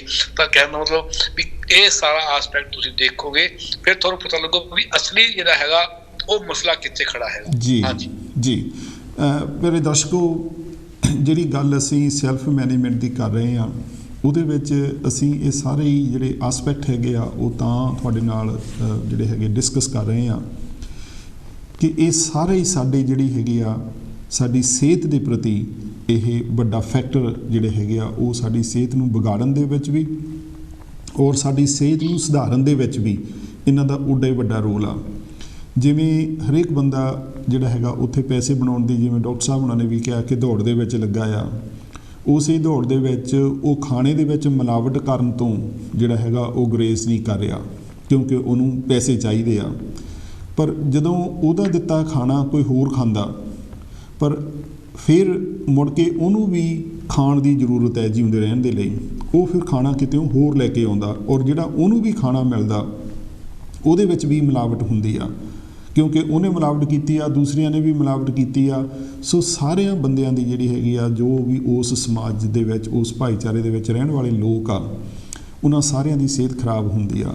ਸੋ ਜਦੋਂ ਤੁਸੀਂ ਸਿਹਤ ਦੀ ਗੱਲ ਕਰਦੇ ਆ, ਸੈਲਫ ਮੈਨੇਜਮੈਂਟ ਦੀ ਗੱਲ ਕਰਦੇ ਆ, ਸੈਲਫ ਕੇਅਰ ਦੀ ਗੱਲ ਕਰਦੇ ਆ, ਉਹਦੇ ਵਿੱਚ ਸਾਡੇ ਵਿਚਾਰਨਯੋਗ ਗੱਲ ਸਿਰਫ ਇਹੀ ਨਹੀਂ ਹੈ ਕਿ ਅਸੀਂ ਦਵਾਈ ਮਹਿੰਗੀ ਲਈ ਆ, ਬ੍ਰਾਂਡਡ ਲਈ ਆ, ਜਨੈਰਿਕ ਲਈ ਆ, ਜਾਂ ਅਸੀਂ ਸਸਤੀ ਲਈ ਆ ਜਾਂ ਮਹਿੰਗੀ ਲਈ ਆ। ਉਹਦੇ ਵਿੱਚ ਇਹ ਸਾਰੀਆਂ ਗੱਲਾਂ ਵੀ ਕਾਊਂਟ ਕਰਦੀਆਂ ਕਿ ਤੁਹਾਡਾ ਜਿਹੜਾ ਸਮਾਜ ਆ ਉਹਨੇ ਤੁਹਾਨੂੰ ਕੀ ਦਿੱਤਾ, ਤੁਹਾਡਾ ਆਲਾ ਦੁਆਲਾ ਰਹਿਣ ਵਾਲਾ ਕਿੱਦਾਂ ਦਾ ਹੈ। ਜਿਵੇਂ ਡਾਕਟਰ ਸਾਹਿਬ ਉਹਨਾਂ ਨੇ ਕਿਹਾ ਕਿ ਅਗਰ ਤੁਹਾਡੀ ਜਿੱਥੇ ਤੁਸੀਂ ਰਹਿੰਦੇ ਹੋ ਉਹ ਹਾਲਾਤ ਉੱਦਾਂ ਦੇ ਨੇ, ਅਤੇ ਉਹਦੇ ਵਿੱਚ ਵੀ ਜਿਹੜਾ ਹੈਗਾ ਤੁਹਾਡੀ ਸਿਹਤ ਖਰਾਬ ਹੋਣ ਦੇ ਚਾਂਸ ਉਨੇ ਹੀ ਆ। ਸੋ ਤੁਹਾਡੀ ਸਿਹਤ ਉਨਾ ਚਿਰ ਖਰਾਬ ਹੀ ਰਹੂਗੀ ਜਿੰਨਾ ਚਿਰ ਉਹ ਜਿਹੜੇ ਹਾਲਤ ਆ ਉਹ ਨਹੀਂ ਸੁਧਰਦੇ। ਇਸੇ ਹੀ ਕਰੋਨਾ ਦੇ ਦੌਰਾਨ ਵੀ ਜਿਹੜੀ ਇੰਗਲੈਂਡ ਦੀਆਂ ਵੀ ਜਿੰਨੀਆਂ ਵੀ ਹੁਣ ਤੱਕ ਰਿਸਰਚ ਹੋਈਆਂ ਜਾਂ ਕੋਈ ਸਟੱਡੀਜ਼ ਹੋਈਆਂ ਹੈਗੀਆਂ, ਉਹਨਾਂ ਦੇ ਵਿੱਚ ਇਹੀ ਆਇਆ ਕਿ ਉਹਨਾਂ ਏਰੀਆਜ਼ ਦੇ ਵਿੱਚ ਬਹੁਤ ਸਾਰੇ ਲੋਕਾਂ ਦੀ ਜਿਹੜੀ ਮੌਤ ਆ ਉਹ ਇਸ ਕਾਰਨ ਹੋਈ ਆ ਕਿ ਕਿਉਂਕਿ ਉਹਨਾਂ ਦਾ ਜਿਹੜਾ ਰਹਿਣ ਸਹਿਣ ਸੀਗਾ ਉਹ ਸਹੀ ਨਹੀਂ ਸੀਗਾ। ਸਿਰਫ ਇਸ ਕਰਕੇ ਨਹੀਂ ਕਿ ਉਹਨਾਂ ਨੂੰ ਰਹਿਣਾ ਨਹੀਂ ਸੀ ਆਉਂਦਾ, ਸਿਰਫ ਇਸ ਕਰਕੇ ਕਿ ਉਹਨਾਂ ਦਾ ਜਿਹੜਾ ਇਕਨੋਮਿਕ ਉਹਨਾਂ ਦਾ ਆਲਾ ਦੁਆਲਾ ਹੈਗਾ, ਆਰਥਿਕਤਾ ਜਿਹੜੀ ਹੈਗੀ ਆ ਉਹ ਉਸ ਪੱਧਰ ਦੀ ਨਹੀਂ ਹੈਗੀ ਕਿ ਉਹ ਵਧੀਆ ਢੰਗ ਦੇ ਨਾਲ ਸਾਫ਼ ਸੁਥਰੇ ਘਰ ਦੇ ਵਿੱਚ, ਹਵਾਦਾਰ ਘਰ ਦੇ ਵਿੱਚ, ਹਵਾਦਾਰ ਮੁਹੱਲੇ ਦੇ ਵਿੱਚ ਜਿਹੜਾ ਹੈਗਾ ਉਹ ਰਹਿ ਸਕਣ। ਸੋ ਇਹ ਸਾਰੀਆਂ ਗੱਲਾਂ ਜਿਹੜੀਆਂ ਹੈਗੀਆਂ ਉਹ ਐਡ ਅਪ ਹੁੰਦੀਆਂ। ਜਿਵੇਂ ਡਾਕਟਰ ਸਾਹਿਬ ਨੇ ਕਿਹਾ ਕਿ ਇਹ ਦਵਾਈਆਂ ਨੂੰ ਹਾਰ ਜਿਹੜੀ ਆ ਜੇ ਅਗਰ ਤੁਸੀਂ ਦੇਣੀ ਆ ਤਾਂ ਸਾਨੂੰ ਇਹਨਾਂ ਗੱਲਾਂ ਨੂੰ ਵੀ ਸਮਝਣ ਦੀ ਜ਼ਰੂਰਤ ਆ। ਸੋ ਸਾਨੂੰ ਇਕੱਲਾ ਗੋਲੀਆਂ ਦੇ ਨਾਲ ਹੀ ਆਰਾਮ ਨਹੀਂ ਆਊਗਾ, ਸਾਨੂੰ ਸੋਸ਼ਲ ਰਿਸਪੌਂਸੀਬਿਲਿਟੀ ਵੀ ਲੈਣੀ ਪਊਗੀ। ਸਾਨੂੰ ਉਹ ਫੈਕਟਰਾਂ ਦੇ ਪ੍ਰਤੀ ਵੀ ਕੁਛ ਸਾਨੂੰ ਕੰਮ ਕਰਨ ਦੀ ਲੋੜ ਆ ਜਾਂ ਉਹਨਾਂ ਨੂੰ ਸੁਧਾਰਨ ਦੀ ਵੀ ਲੋੜ ਆ ਜਿਹੜੇ ਸਾਡੀ ਸਿਹਤ ਨੂੰ ਵਿਗਾੜਨ ਦੇ ਵਿੱਚ ਅਸਰ ਅੰਦਾਜ਼ ਹੁੰਦੇ ਆ। ਡਾਕਟਰ ਸਾਹਿਬ ਸਾਡੇ ਇੱਥੇ 2 ਟਵਿਨ ਬ੍ਰਦਰਸ ਨੇ, ਉਹ ਦੋਵੇਂ ਡਾਕਟਰ ਨੇ। ਉਹਨਾਂ ਦੇ ਵਿੱਚੋਂ ਇੱਕ ਹੈਗੇ ਆ ਡਾਕਟਰ ਕ੍ਰਿਸ ਵਾਨ ਟੁਕਲਨ। ਉਹਨਾਂ ਨੇ ਇੱਕ BBC 'ਤੇ ਡਾਕੂਮੈਂਟਰੀ ਬਣਾਈ ਸੀ ਜਿਹੜੀ ਉਹ ਬਰੋਡਕਾਸਟ ਹੋਈ ਸੀਗੀ। ਉਹਦਾ ਨਾਂ ਸੀਗਾ ਦਾ ਡਾਕਟਰ ਹੂ ਗੇਵ ਅਪ ਡਰੱਗਸ। ਸੋ ਉਹਦੇ ਵਿੱਚ ਵੀ ਜਿਹੜੀਆਂ ਗੱਲਾਂ ਤੁਸੀਂ ਉਭਾਰੀਆਂ, ਉਹਨਾਂ ਨੇ ਵੀ ਉਹੀ ਜਿਹੜੀਆਂ ਗੱਲਾਂ ਹੈਗੀਆਂ ਉਹ ਉਭਾਰੀਆਂ ਹੈਗੀਆਂ। ਇੱਕ ਗੱਲ ਡਾਕਟਰ ਸਾਹਿਬ ਜਿਹੜੀ ਤੁਸੀਂ ਆਪਾਂ ਸ਼ੁਰੂ ਦੇ ਵਿੱਚ ਗੱਲ ਉੱਧਰ ਨੂੰ ਕੀਤੀ ਸੀ, ਜਿਹੜਾ ਹੋਲਿਸਟਿਕ ਜਿਹੜਾ ਹੈਗਾ ਇਹਦੇ ਪ੍ਰਤੀ ਕਈ ਵਾਰੀ ਬਹੁਤ ਸਾਰੇ ਜਿਹੜੇ ਅਲਟਰਨੇਟਿਵ ਥੈਰੇਪੀਜ਼ ਵਾਲੇ ਲੋਕ ਹੈਗੇ ਆ ਜਾਂ ਕੋਈ ਹੋਰ ਜਿਹੜਾ ਅਨਸਾਇੰਟੀਫਿਕ ਆਧਾਰ 'ਤੇ ਜਿਹੜੀਆਂ ਥੈਰੇਪੀਜ਼ ਹੈਗੀਆਂ ਜਾਂ ਕੁਛ ਪ੍ਰਚਲਿਤ ਮਾਨਤਾਵਾਂ ਹੈਗੀਆਂ, ਉਹਨਾਂ ਦੇ ਹਿਸਾਬ ਦੇ ਨਾਲ ਵੀ ਕਹਿੰਦੇ ਨਹੀਂ ਜੀ ਤੁਸੀਂ ਐਲੋਪੈਥੀ ਛੱਡੋ ਅਤੇ ਤੁਸੀਂ ਆਹ ਦਵਾਈਆਂ ਖਾਓ, ਜਾਂ ਹਾਲਾਂਕਿ ਉਹਨਾਂ ਦਾ ਕੋਈ ਬਹੁਤਾ ਅਸਰ ਨਹੀਂ ਹੁੰਦਾ। ਸੋ ਉਹ ਤੁਹਾਡੀ ਜਾਚੇ ਜਾਂ ਤੁਹਾਨੂੰ ਕਿੱਦਾਂ ਲੱਗਦਾ ਕਿ ਉਹ ਕਿੰਨਾ ਕੁ ਜਿਹੜਾ ਸਾਡੀ ਸਮਾਜ ਦੀ ਜਾਂ ਕਿਸੇ ਵਿਅਕਤੀ ਦੀ ਸਿਹਤ 'ਤੇ ਅਸਰ ਪਾ ਰਹੇ ਆ, ਔਰ ਉਹਦਾ ਕੀ ਤੁਸੀਂ ਤੁਹਾਡਾ ਕੀ ਵਿਚਾਰ ਰੱਖਦੇ ਹੋ? ਦੇਖੋ ਜੀ, ਇਹ ਹੋਲਿਸਟਿਕ ਦਾ ਉੱਥੇ ਮਤਲਬ ਵੀ ਗਲਤ ਹੈਗਾ। ਹੋਲਿਸਟਿਕ ਦਾ ਤਾਂ ਮਤਲਬ ਸੀਗਾ ਵੀ ਸਾਰੇ ਆਸਪੈਕਟ, ਮਤਲਬ ਕਿ ਫਿਜ਼ੀਕਲ, ਮੈਂਟਲ, ਤੇ ਮੈਂ ਤਾਂ ਇੱਥੋਂ ਮਤਲਬ ਕਹਿਣਾ ਕਿ ਜੇ ਅਸੀਂ ਹੁਣ ਅੱਜ ਕੱਲ੍ਹ ਖੁਰਾਕ ਦੀ ਗੱਲ ਕਰਦੇ ਹਾਂ ਤੇ ਉਹਦੇ 'ਚ ਕੋਈ ਪ੍ਰੋਟੀਨ ਨੂੰ ਮਤਲਬ ਕਿ ਮਹੱਤਤਾ ਦੇ ਰਿਹਾ ਹੈਗਾ, ਕੋਈ ਮਤਲਬ ਕਿ ਵਿਟਾਮਿਨਸ ਨੂੰ ਮਹੱਤਤਾ ਦੇ ਰਿਹਾ ਹੈਗਾ, ਕੋਈ ਮਤਲਬ ਕਿ ਹੈ ਨਾ। ਸਾਡੇ ਪ੍ਰੋਗਰਾਮ ਹੀ ਹੈ ਆਇਰਨ, ਫੋਲਿਕ ਐਸਿਡ ਦਾ ਪ੍ਰੋਗਰਾਮ ਹੈਗਾ। ਤੇ ਇਹ ਆਪਣੇ ਆਪ ਦੇ ਵਿੱਚ ਮਤਲਬ ਕਿ ਤੋੜ ਕੇ ਮਤਲਬ ਕਿ ਟੁਕੜੇ ਪਹੁੰਚ ਹੈਗੀ ਹੈ ਨਾ। ਹੁਣ ਬੁੱਢਿਆਂ ਦਾ ਪੈਕੇਜ ਹੋਰ ਆ ਰਿਹਾ, ਬੱਚਿਆਂ ਦਾ ਹੋਰ ਆ ਰਿਹਾ, ਐਡੋਲੈਸੈਂਟ ਦਾ ਹੋਰ ਆ ਰਿਹਾ ਹੈਗਾ। ਮੈਂ ਤਾਂ ਕਹਿੰਦਾ ਦੇ ਵਿੱਚ ਤਾਂ ਸਾਡੀ ਹਵਾ ਵੀ ਆਉਂਦੀ ਹੈ, ਹਵਾ ਦੀ ਪਾਣੀ ਵੀ ਆਉਂਦੀ ਹੈ, ਸਾਡਾ ਮਿੱਟੀ ਵੀ ਆਉਂਦੀ ਹੈਗੀ ਹੈ। ਜਿਸ ਮਿੱਟੀ ਦੀ ਅਸੀਂ ਫਸਲ ਉਗਾਉਣੀ ਹੈ ਉਹ ਵੀ ਆਉਂਦਾ ਹੈਗਾ, ਤੇ ਪੈਸਟੀਸਾਈਡਸ ਵੀ। ਹੋਲਿਸਟਿਕ ਦਾ ਬਹੁਤ ਵੱਡਾ ਕਨਸੈਪਟ ਹੈਗਾ। ਉਹ ਪਤਾ ਦੇਖੋ ਵੀ ਸਾਡੀ ਇਹ ਜਿਹੜੀ ਇੰਗਲਿਸ਼ ਮੈਡੀਸਨ ਹੈਗੀ ਹੈ, ਜਿਹੜੀ ਆਪਾਂ ਐਲੋਪੈਥੀ ਕਹਿੰਦੇ ਹੈਗੇ ਆ, ਹੈ ਨਾ। ਤੇ ਹਾਂ, ਉਹਦੇ ਕਰਕੇ ਥੋੜੀ ਹੈਗੀ ਹੈ ਕਿ ਵੀ ਹੁਣ ਦੂਜੀਆਂ ਪੈਥੀਆਂ ਨੂੰ ਮੌਕਾ ਮਿਲ ਗਿਆ ਹੈਗਾ ਤੁਹਾਨੂੰ ਮਤਲਬ ਕਿ ਇੱਕ ਨਵਾਂ ਮਤਲਬ ਆਲਟਰਨੇਟਿਵ ਦੇਣ ਦਾ।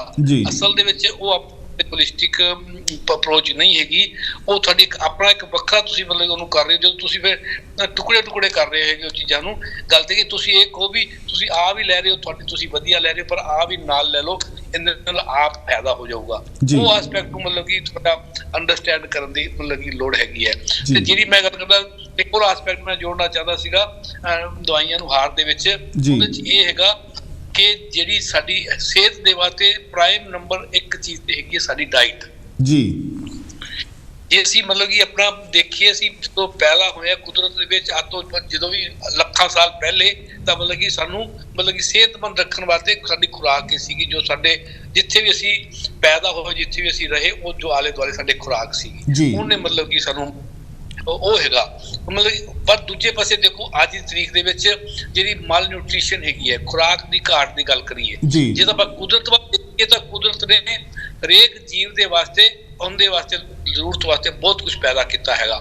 ਅਸੀਂ ਆਪਾਂ ਜੇ ਦੁਨੀਆ ਦੇ ਜੋ ਪੈਦਾ ਹੁੰਦਾ ਤੇ ਜਿੰਨੀ ਸਾਡੀ ਆਬਾਦੀ ਹੈ, ਜਿਹਨੂੰ ਅਸੀਂ ਵੰਡ ਦਈਏ ਬਰਾਬਰ, ਹਰੇਕ ਕੋਲੋਂ ਖਾਣ ਨੂੰ ਮਤਲਬ ਕਿ ਇੰਨਾ ਆ ਜਾਊਗਾ ਜਿੰਨੀ ਉਹਨੂੰ ਲੋੜ ਨਹੀਂ ਹੈਗੀ। ਤੇ ਪਰ ਫਿਰ ਵੀ ਤੁਸੀਂ ਦੇਖੋ ਵੀ ਸਾਡੇ ਬਹੁਤ ਵੱਡੀ ਆਬਾਦੀ ਜਿਹੜੀ ਹੈਗੀ ਹੈ ਉਹ ਮਾਲ ਨਿਊਟ੍ਰੀਸ਼ਨ ਦਾ ਸ਼ਿਕਾਰ ਹੈ। ਤੇ ਮਾਲ ਨਿਊਟ੍ਰੀਸ਼ਨ ਦਾ ਸਿੱਧਾ ਸੰਬੰਧ ਤੁਹਾਡੀ ਇਮਿਊਨਿਟੀ ਨਾਲ ਹੈਗਾ, ਤੇ ਇਮਿਊਨਿਟੀ ਦਾ ਸਿੱਧਾ ਸੰਬੰਧ ਤੁਹਾਡੀਆਂ ਬਿਮਾਰੀਆਂ ਨਾਲ ਹੈਗਾ। ਤੇ ਇਹ ਇੱਕ ਕੋਟੇਸ਼ਨ ਮਤਲਬ ਕਿ ਕਹੀ ਜਾਂਦੀ ਹੈਗੀ ਹੈ ਵੀ ਸਿਰਫ ਮਨੁੱਖਾਂ ਹੈਗਾ ਇਹੋ ਜਿਹਾ ਜੀਵ ਹੈ ਜਿਹਦੇ ਵਿੱਚ ਮਾਲ ਨਿਊਟ੍ਰੀਸ਼ਨ ਹੁੰਦੀ ਹੈ। ਦੁਨੀਆ ਦੇ ਕਿਸੇ ਹੋਰ ਜੀਵ ਦੇ ਵਿੱਚ ਮਾਲ ਨਿਊਟ੍ਰੀਸ਼ਨ ਨਹੀਂ ਹੁੰਦੀ, ਜਾਂ ਮਨੁੱਖਾਂ 'ਚ ਹੁੰਦੀ ਹੈ ਜਾਂ ਉਹਨਾਂ ਜਾਨਵਰਾਂ ਵਿੱਚ ਹੁੰਦੀ ਹੈ ਜਿਨ੍ਹਾਂ ਨੂੰ ਮਨੁੱਖ ਪਾਲਦਾ ਹੈਗਾ। ਅੱਛਾ ਜੀ। ਹਾਂ, ਤੇ ਤੁਸੀਂ ਦੇਖ ਲਓ ਕਿਉਂਕਿ ਕੁਦਰਤ ਦੇ ਵਿੱਚ, ਕਿਉਂਕਿ ਉਹਦੇ ਪਿੱਛੇ ਆਪਾਂ 2 ਗੱਲਾਂ ਕਹੀਏ ਤਾਂ ਅਸੀਂ ਜਿਹੜਾ ਹੈਗਾ, ਇੱਕ ਤਾਂ ਵੇਸਟੇਜ ਸਾਡੀ ਬਹੁਤ ਵੱਡਾ ਆਸਪੈਕਟ ਹੈਗੀ ਹੈ। ਆਪਣੇ ਵਹੀ ਕਹਿੰਦੇ ਨਾ ਵੀ ਸ਼ੇਰ ਨੂੰ ਜੇ ਕੋਈ ਸ਼ਿਕਾਰ ਚਾਹੀਦਾ ਤਾਂ ਜਿੰਨਾ ਉਹਨੂੰ ਚਾਹੀਦਾ ਉਹ ਖਾ ਕੇ ਤੇ ਚਲਾ ਜਾਂਦਾ ਹੈਗਾ ਜੀ, ਦੂਜਾ ਆ ਕੇ ਖਾ ਸਕਦਾ ਜੀ, ਜਿਹਨੂੰ ਦੂਜੇ ਨੂੰ ਲੋੜ ਹੈਗੀ ਜੀ, ਤਾਂ ਬਿਲਕੁਲ। ਆਦਮੀ ਜਿਹੜਾ ਹੈਗਾ ਉਹ ਮਤਲਬ ਕਿ ਜਿਹੜਾ ਹੈਗਾ ਮਤਲਬ ਕਿ ਵੇਸਟੇਜ ਵੀ ਬਹੁਤ ਕਰਦਾ ਹੈਗਾ ਤੇ ਇਹ ਦੂਜਾ ਹੈਗਾ ਸਟੋਰੇਜ ਦੀ ਗੱਲ ਹੈਗੀ ਹੈ। ਅਸੀਂ ਮਤਲਬ ਕਿ ਆਪਣੇ ਘਰ ਭਰ ਕੇ ਰੱਖ ਲੈਂਦੇ ਹਾਂ ਵੀ ਹੁਣ ਸਾਨੂੰ 6 ਮਹੀਨੇ ਵਾਸਤੇ ਕਣਕ ਰੱਖ ਲਓ, 6 ਮਹੀਨੇ ਵਾਸਤੇ ਇਹ ਰੱਖ ਲਓ, ਕਿਸੇ ਨੂੰ ਜੀ। ਮਿਲੇ ਨਾ ਮਿਲੇ। ਹਾਂਜੀ ਡਾਕਟਰ ਸਾਹਿਬ ਆਪਣੇ ਕੋਲ ਹਾਂਜੀ ਤਕਰੀਬਨ 1.5 ਮਿੰਟ ਦਾ ਹੀ ਸਮਾਂ ਆ, ਜੇ ਤੁਸੀਂ ਕੋਈ ਗੱਲ ਸਮ ਅਪ ਕਰਨੀ ਚਾਹੋ ਤੇ 30 ਸੈਕਿੰਡਸ ਦੇ ਵਿੱਚ ਪਲੀਜ਼ ਜਿਹੜਾ ਹੈਗਾ ਉਹ ਕਰੋ। ਮੈਨੂੰ ਪਤਾ ਹੈ ਕਿ ਵਿਸ਼ਾ ਬਹੁਤ ਵੱਡਾ ਆ ਪਰ ਫਿਰ ਵੀ ਹਾਂਜੀ ਜਿਹੜੀ ਮੈਂ ਇਹ ਗੱਲ ਕਰ ਰਿਹਾ ਸੀਗਾ ਇੱਕ ਤਾਂ ਸਾਨੂੰ ਹੋਲਿਸਟਿਕ ਅਪਰੋਚ ਦੀ ਗੱਲ ਹੈਗੀ ਹੈ ਜਿਹੜਾ ਮਤਲਬ ਕਿ ਸਾਡੀ ਅੰਡਰਸਟੈਂਡਿੰਗ ਹੈਗੀ ਹੈ ਬਿਮਾਰੀਆਂ ਦੀ, ਉਹਨੂੰ ਥੋੜਾ ਜਿਹਾ ਦਵਾਈਆਂ ਨੂੰ ਹਾਰ ਲੈ ਕੇ ਸਾਨੂੰ এনवायरमेंट ਜਿਹੜਾ ਹੈਗਾ ਸਾਡਾ ਆਲਾ ਦੁਆਲਾ ਹੈਗਾ ਉਹਨੂੰ ਅੰਡਰਸਟੈਂਡ ਕਰਨਾ ਚਾਹੀਦਾ, ਤਾਂ ਹੀ ਅਸੀਂ ਜਿਹੜੀਆਂ ਦਵਾਈਆਂ ਤੋਂ ਬਚ ਸਕਦੇ ਤੇ ਬਚਿਆ ਜਾ ਸਕਦਾ ਹੈਗਾ। ਇਸ ਕਨਸੈਪਟ ਨੂੰ ਅੰਡਰਸਟੈਂਡ ਕਰਨ ਦੀ ਲੋੜ ਹੈਗੀ ਹੈ ਤੇ ਅਸੀਂ ਬਹੁਤ ਵੱਡਾ ਪਿੱਛੇ ਜੇ ਮੈਂ ਹਜੇ ਕੁਝ ਦਿਨ ਪਹਿਲਾਂ ਇੱਕ ਖਬਰ ਪੜ੍ਹੀ ਸੀਗੀ ਵੀ ਹਰ ਰੋਜ਼ 15,000 ਬੰਦੇ USA ਦੇ ਵਿੱਚ MD ਮੈਡੀਸਨ ਦੀ ਦਵਾਈ ਦੇ ਨਾਲ ਮਰਦੇ ਹੈਗੇ ਨੇ। ਅੱਛਾ ਜੀ, ਯਾਨੀ ਕਿ ਇਹਨਾਂ ਕਿ ਦਵਾਈਆਂ ਨੂੰ ਮਤਲਬ ਕਿ ਓਵਰ ਪਾਵਰ ਕਰਤਾ ਬਾਕੀਆਂ ਸਾਰੇ ਐਸਪੈਕਟ ਤੋਂ ਤੇ ਸਾਡੀਆਂ ਦਵਾਈਆਂ ਸਾਨੂੰ ਹੁਣ ਜਿਹੜੀਆਂ ਬਚਾਉਣ ਵਾਸਤੇ ਅਸੀਂ ਇਜਾਦ ਕੀਤੀਆਂ ਸੀਗੀਆਂ ਉਹ ਸਾਨੂੰ ਹੁਣ ਮਾਰਨ ਦੇ ਵਾਸਤੇ ਮਤਲਬ ਕਿ ਲੱਗੀਆਂ ਹੋਈਆਂ ਨੇ। ਤੇ ਇਹਨੂੰ ਮਤਲਬ ਕਿ ਥੋੜਾ ਐਸਪੈਕਟ ਨੂੰ ਅੰਡਰਸਟੈਂਡ ਕਰਨਾ ਚਾਹੀਦਾ ਹੈ। ਜਿਹੜੀ ਫਾਰਮਾਸਿਊਟੀਕਲ ਇੰਡਸਟਰੀ ਹੈ, ਜਿਹੜਾ ਕਾਰਪੋਰੇਟ ਸੈਕਟਰ ਹੈਗਾ, ਜਿਹੜੀ ਸਰਮਾਏਦਾਰੀ ਹੈਗੀ ਹੈ, ਇਹ ਜਿਹੜੀ ਹੈਗੀ ਹੈ ਸਿਰਫ ਤੇ ਸਿਰਫ ਮੁਨਾਫੇ ਵਾਸਤੇ ਮਤਲਬ ਕਿ ਲੱਗੀ ਹੋਈ ਹੈ ਤੇ ਬਾਕੀ ਸਾਰੇ ਐਸਪੈਕਟ ਜ਼ਿੰਦਗੀ ਦੇ ਉਹਨਾਂ ਨੂੰ ਭੁੱਲ ਕੇ ਜਾਂ ਦਰਕਿਨਾਰ ਕਰ ਰਹੀ ਹੈਗੀ ਹੈ। ਜੀ ਡਾਕਟਰ ਸਾਹਿਬ ਤੁਹਾਡਾ ਬਹੁਤ ਬਹੁਤ ਧੰਨਵਾਦ ਆ ਕਿ ਤੁਸੀਂ ਆਪਣੇ ਬਿਜੀ ਸਕੇਜੂਲ ਦੇ ਵਿੱਚੋਂ ਸਮਾਂ ਕੱਢ ਕੇ ਜਿਹੜਾ ਹੈਗਾ ਉਹ ਸਾਡੇ ਦਰਸ਼ਕਾਂ ਦੇ ਲਈ ਦਿੱਤਾ ਹੈਗਾ। ਤੁਸੀਂ ਬਹੁਤ ਸਾਰੀ ਵਧੀਆ ਇਨਫੋਰਮੇਸ਼ਨ ਸਾਡੇ ਦਰਸ਼ਕਾਂ ਨੂੰ ਦਿੱਤੀ ਹੈਗੀ ਆ, ਉਹਦੇ ਲਈ ਤੁਹਾਡਾ ਬਹੁਤ ਧੰਨਵਾਦ। ਮੈਂ ਉਮੀਦ ਕਰਦਾ ਕਿ ਸਾਡੇ ਦਰਸ਼ਕਾਂ ਨੂੰ ਵੀ ਇਹ ਜਾਣਕਾਰੀ ਜਿਹੜੀ ਉਹ ਵਧੀਆ ਲੱਗੀ ਹੋਊਗੀ। ਸੋ ਇਹਨਾਂ ਸ਼ਬਦਾਂ ਦੇ ਹਾਂਜੀ ਇਹਨਾਂ ਸ਼ਬਦਾਂ ਦੇ ਨਾਲ ਹੀ ਮੈਂ ਤੇ ਡਾਕਟਰ ਸਾਹਿਬ ਆਪ ਕੋਲੋਂ ਇਜਾਜ਼ਤ ਲੈਂਦੇ ਹਾਂ। ਅਗਲੇ ਹਫਤੇ ਅਸੀਂ ਔਟਿਜ਼ਮ ਬਾਰੇ ਡਾਕਟਰ ਸਾਹਿਬ ਨਾਲ ਗੱਲ ਕਰਾਂਗੇ। ਸਾਨੂੰ ਜ਼ਰੂਰ ਸੁਣਿਓ। ਤਦ ਤੱਕ ਆਪਣਾ ਖਿਆਲ ਰੱਖਿਓ। ਧੰਨਵਾਦ।